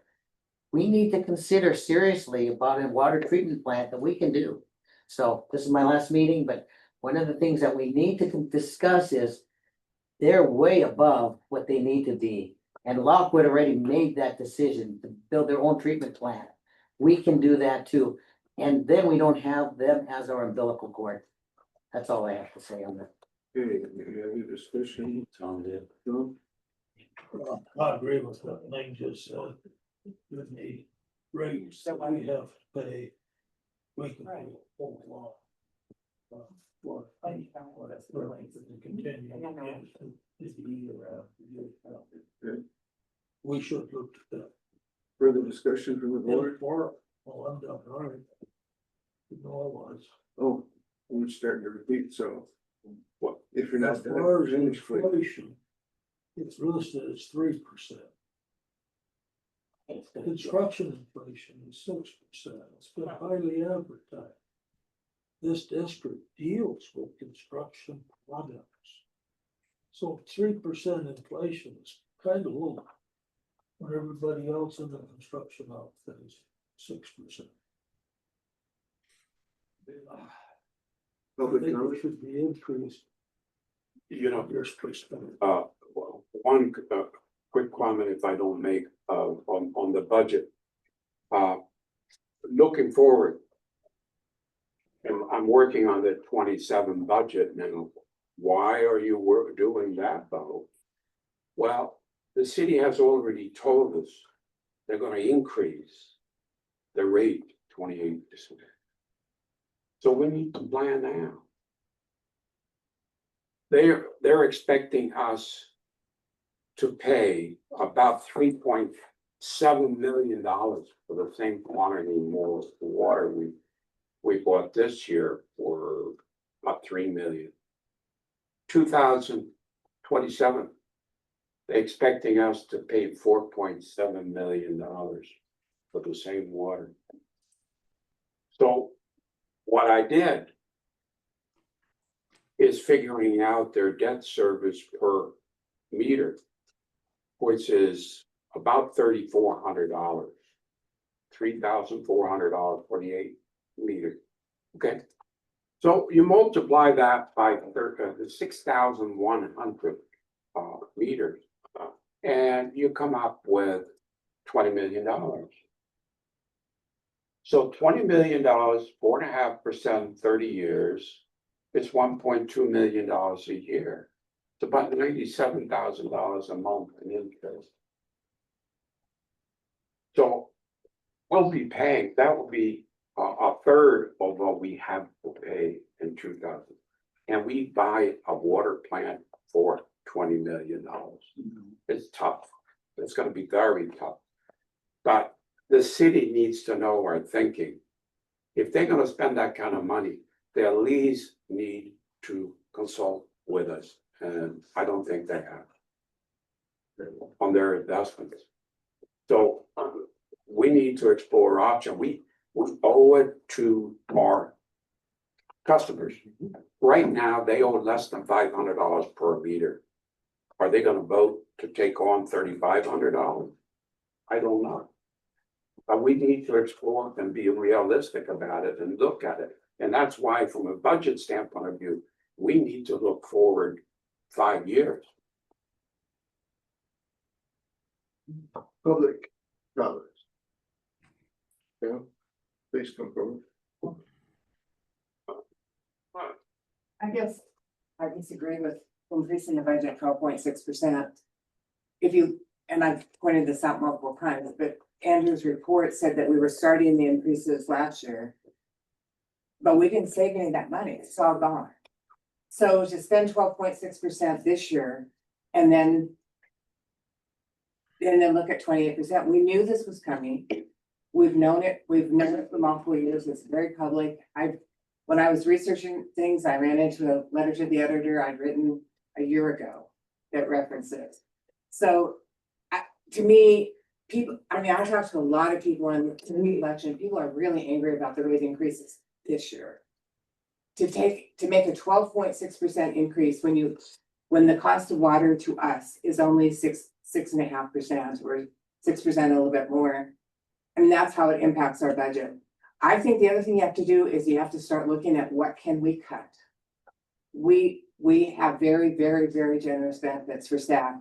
The city is making a lot of cuts. They cut all of their staff from the 9 directors who had transportation dollars are not going to get that next year. We have more people driving district vehicles home than the entire city of Billings. I think it's time to look at cutting, not just maximizing the increases. Further comment? Being motion was made by Ming and seconded by Director Kirkenbach to accept the preliminary budget as written. Approve them. All in favor, please signify by saying aye. Aye. Aye. Aye. 4, aye. Opposed? Okay, with 5 yeses and 1 no, that's right. Motion is passed. Okay. Very deja vu, but city Billings written study of the night's water. So as I mentioned, we had a good meeting, very friendly meeting with the accounting department and Jennifer and their consultants.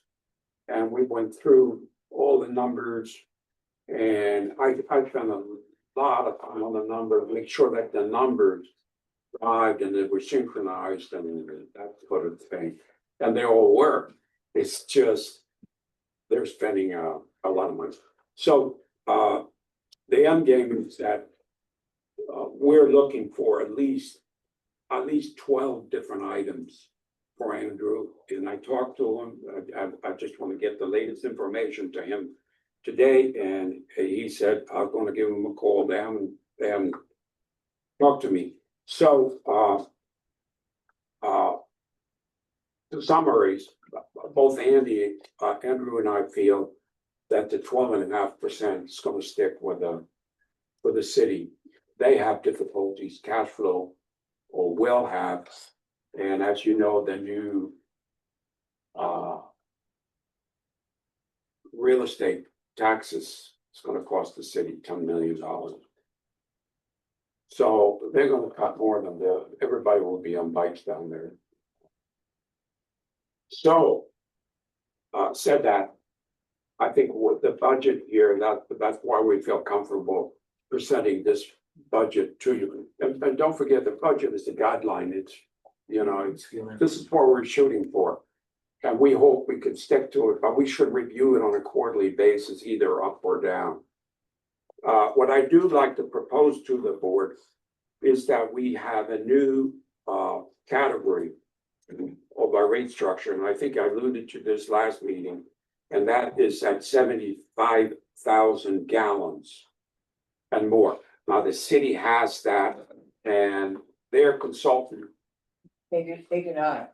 That was in their rate study, but they are not implementing that. Excuse me, Pam. no, they have it. They Let want to, him, they want who to. has the floor, let him speak. Okay, so their consultant recommend they actually go to one higher, 120,000. Okay. So what do you think the incremental difference they recommend between the two? 150% to discourage water usage.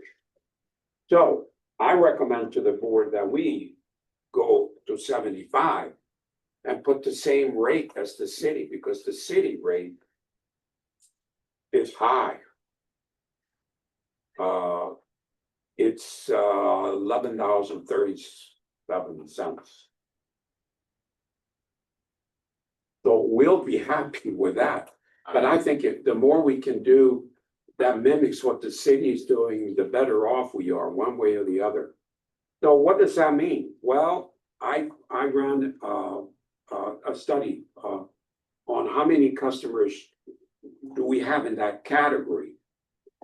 And the answer is 4.2% of our sales, 4.4% of our usage, 27 million. So, but what are they paying now? They're paying 4.8% less than the average guy. The average person, or in this study anyway, is close to $9, and they are paying $8.61. So I think it just makes business sense, not just business sense, but in interest of conservation. And this is what their consultant says. They recommend the 5th category for the city from 75 to 120. And I recommend our 4th category from the 40,000 or 40,000, 75,000. What happened to Josh? He's supposed to agree with me. Okay, Director Billings. Is that the only change to our current rate that you're proposing? No, 12% across the board. So, what, 12% on the monthly minimum, 12%? Across the board, that's what Andrew says. Hey, make it simple on yourself. Don't get funny here. You know, we need the money. They're gonna charge us.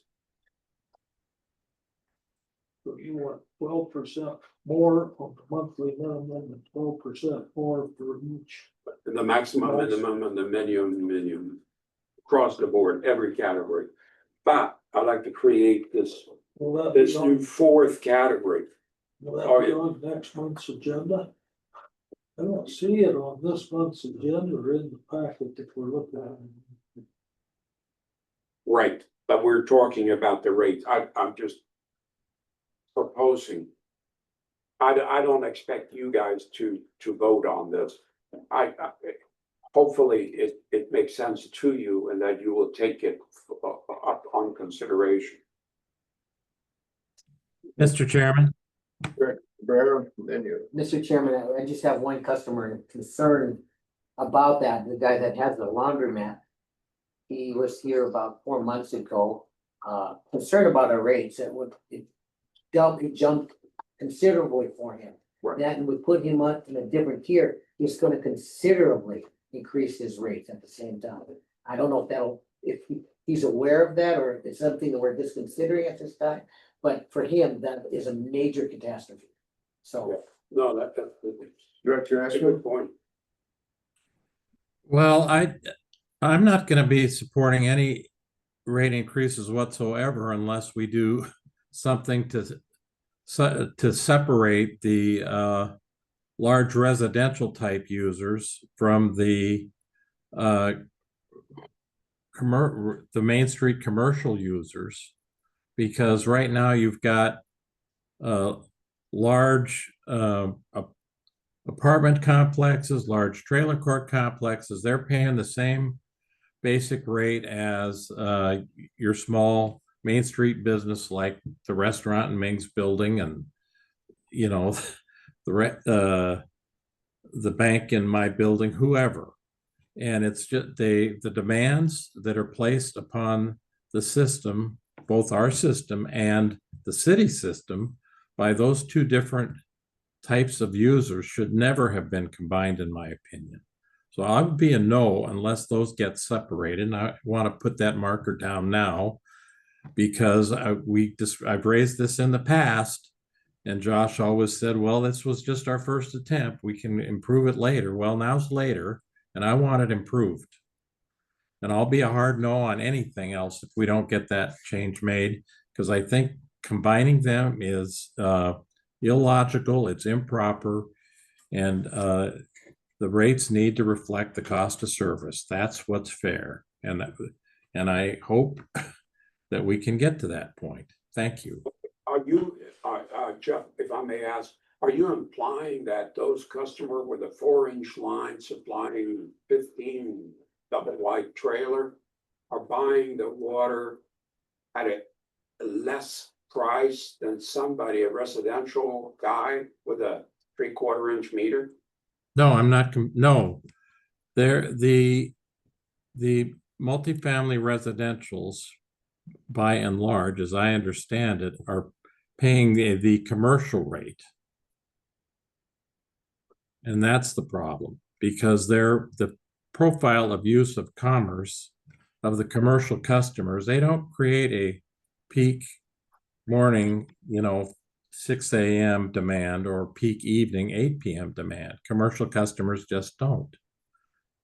It's turning those showers off in the morning and cooking in the evening that creates those peak day demands. So multifamily residential apartments and trailer courts, of course, do. So I think that's the combination that we have right now that's improper. It needs to change. I don't know how else to state it. Yeah, I just want to make a point here is we did have a separation of commercial and residential before Director Essman, and commercial paid considerably a lot more than what the residential. By making this a tiered system and putting in commercial with the residential, I'm coming out ahead. I'll be honest with you. I was paying $75 to $80 a month under the commercial entity, but now I'm at $45, $50. So I'm paying according to what I use, not according because I'm commercial. So. By you, Director, I'm seeing commercial is under a tier system now. We pay for what we use. And that's what I'm seeing on mine. I'm down 40% on my water usage.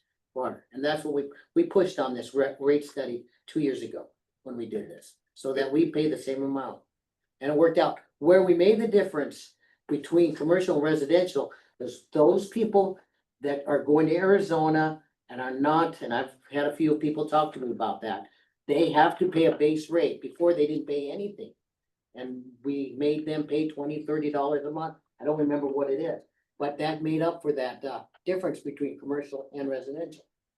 So I got a guy, when I was out, he's from Arizona, and he basically says, I'm not here 6 months of the year, and I'm paying a base rate, and I'm not even using it. And I said, well, that's basically what they do in small towns as well. They pay a base rate.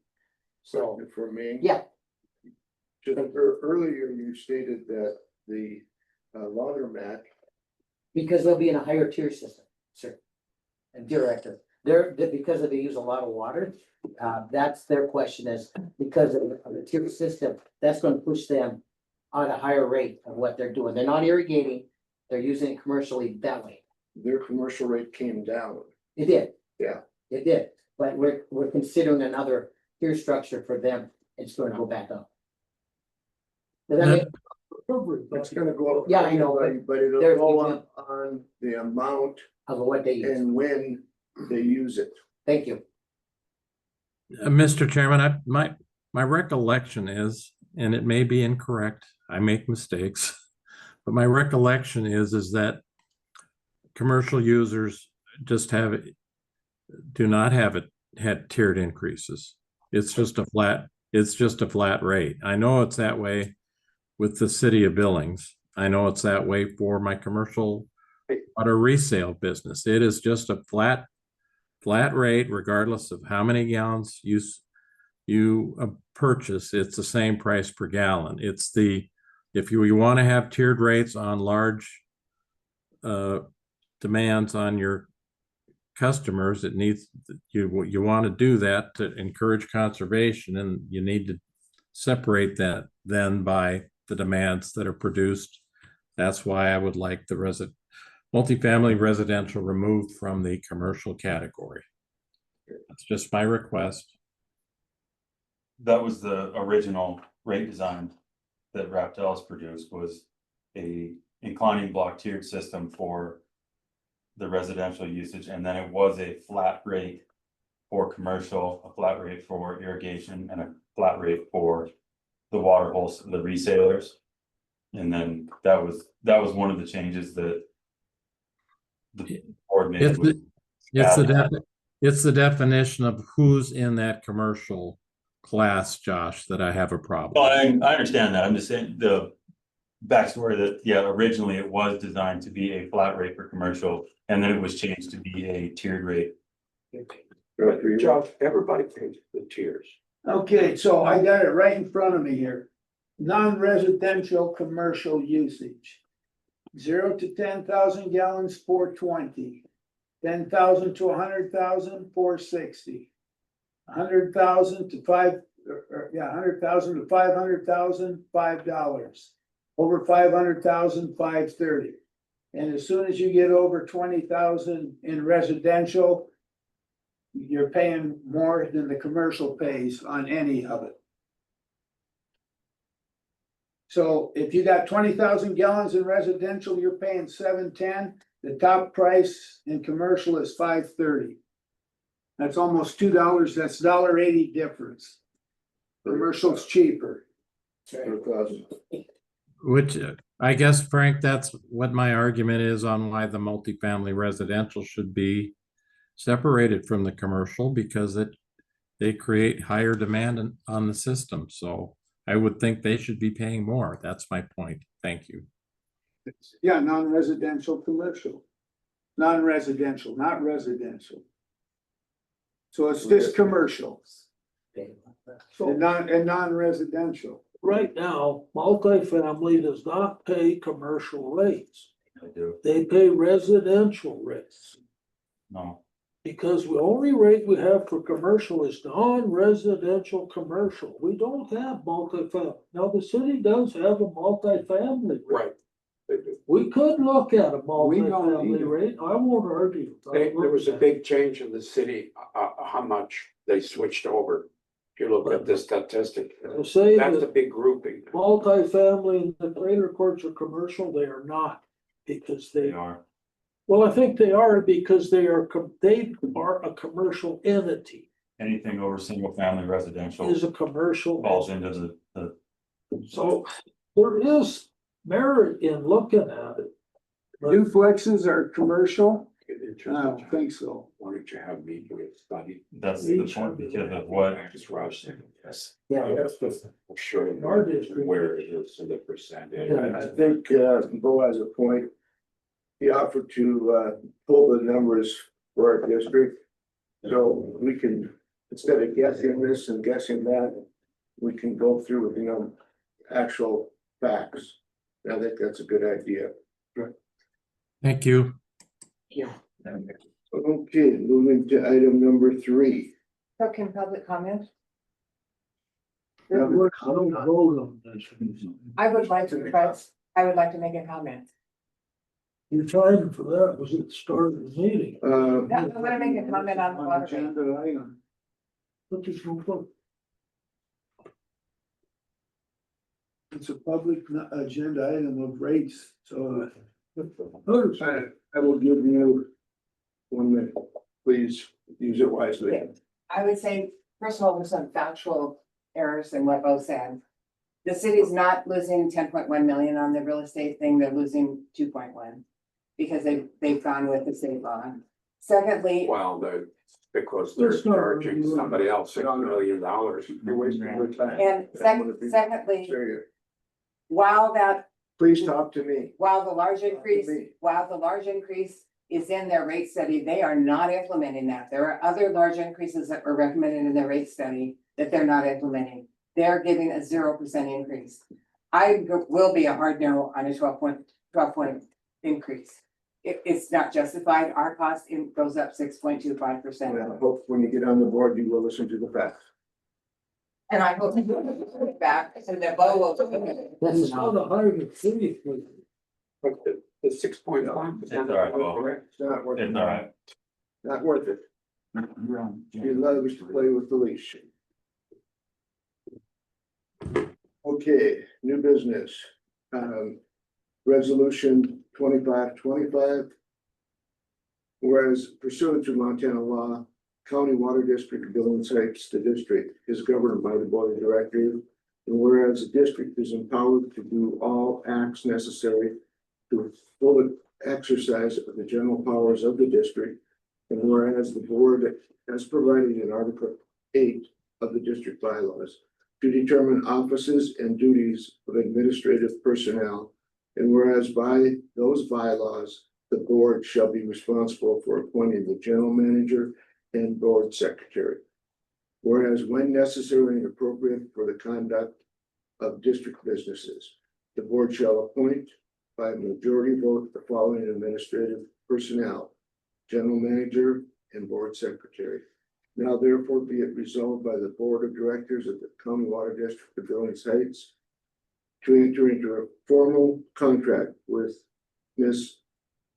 Lena Lofsgaard to provide the services of board secretary for the district. I would move a do pass on resolution 2525. Second. Been moved by me and seconded by Frank. Discussion.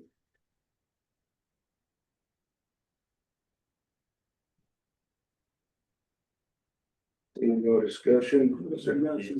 Oh,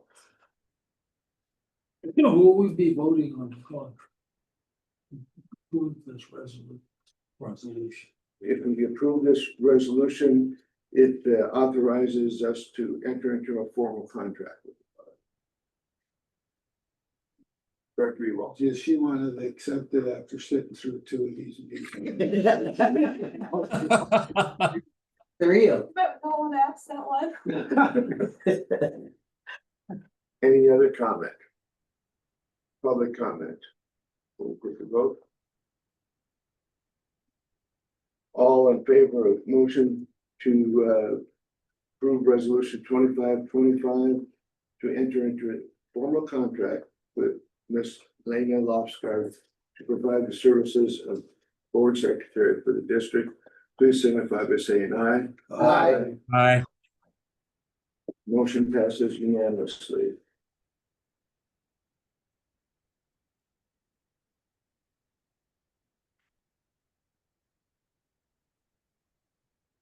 Okay, announcement. So we have to vote on the contract. The resolution was to enter into a formal contract. Well, don't we have to enter into and approve that contract I have a copy with me. on page 40, I believe. Oh, would you read it and move it? I didn't have it in my packet. Go ahead. Page 40. Now, stir it up and get there. I think we have to approve the contract. Okay. Contract for outside services. As secretary for the board of directors of the County Water District of Billings Heights. Duties will consist of written minutes of each regularly scheduled board meeting on the third Wednesday of the month and any additional scheduled special meetings. Transcribed minutes, the monthly meeting must be given to the district office on or before the 30th of the month. Transcription of minutes of special meetings will be due 2 weeks after the meeting. If the secretary is unable to attend the board meeting, minutes will be electronically recorded and minutes will be prepared from the recording. Payment of $200 for services rendered will be issued at the next following scheduled board meeting, retroactive to April 16th, 2025. Either party may terminate this agreement with the minimum notification of 1 month or 30 days. Move to approve. I second. Moved and seconded by me, moved by Tom.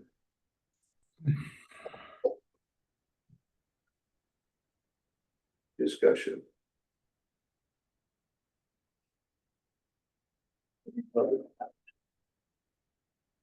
Seeing none, all in favor of approval of the contract for outside services as the secretary for the board of directors, please signify by saying aye. Aye. Aye. Motion passes unanimously. Welcome aboard. Oh, did you accept? Okay, the next board member, the board meeting that is scheduled right now is at 6 P.M. on June 18th. And if there is no other business to come this way, the swearing in, I'm trying to set a date, get that. And getting it narrowed down, but it'll probably be in the first week of June. The county called me and said, all I had to do was fill out that thing, have both notarize it, and we're back on the board, Pam and I. And they called, it was weird. No, it is, Here's a special. you have to take the oath. You gotta swear, Reaffirm. Okay, You have to reaffirm, just like when the governor is reelected, when the president is reelected, when any of the state officers are reelected, when the county commissioners are reelected, they have to take an oath. yes, the gal called up and she said, I'll fill that out and give it to Yeah, file. yeah. No, they notarize it here and then it gets sent down to them. I don't know what their big hurry is, but. We could take the oath now. Technically, the law says you're not on the board until the fifth Monday of the month. Thanks, Tom. I realized that. Alrighty, with that, meeting will be adjourned at 1:02. Thank you. It's not even 4 months. Thanks, Tom.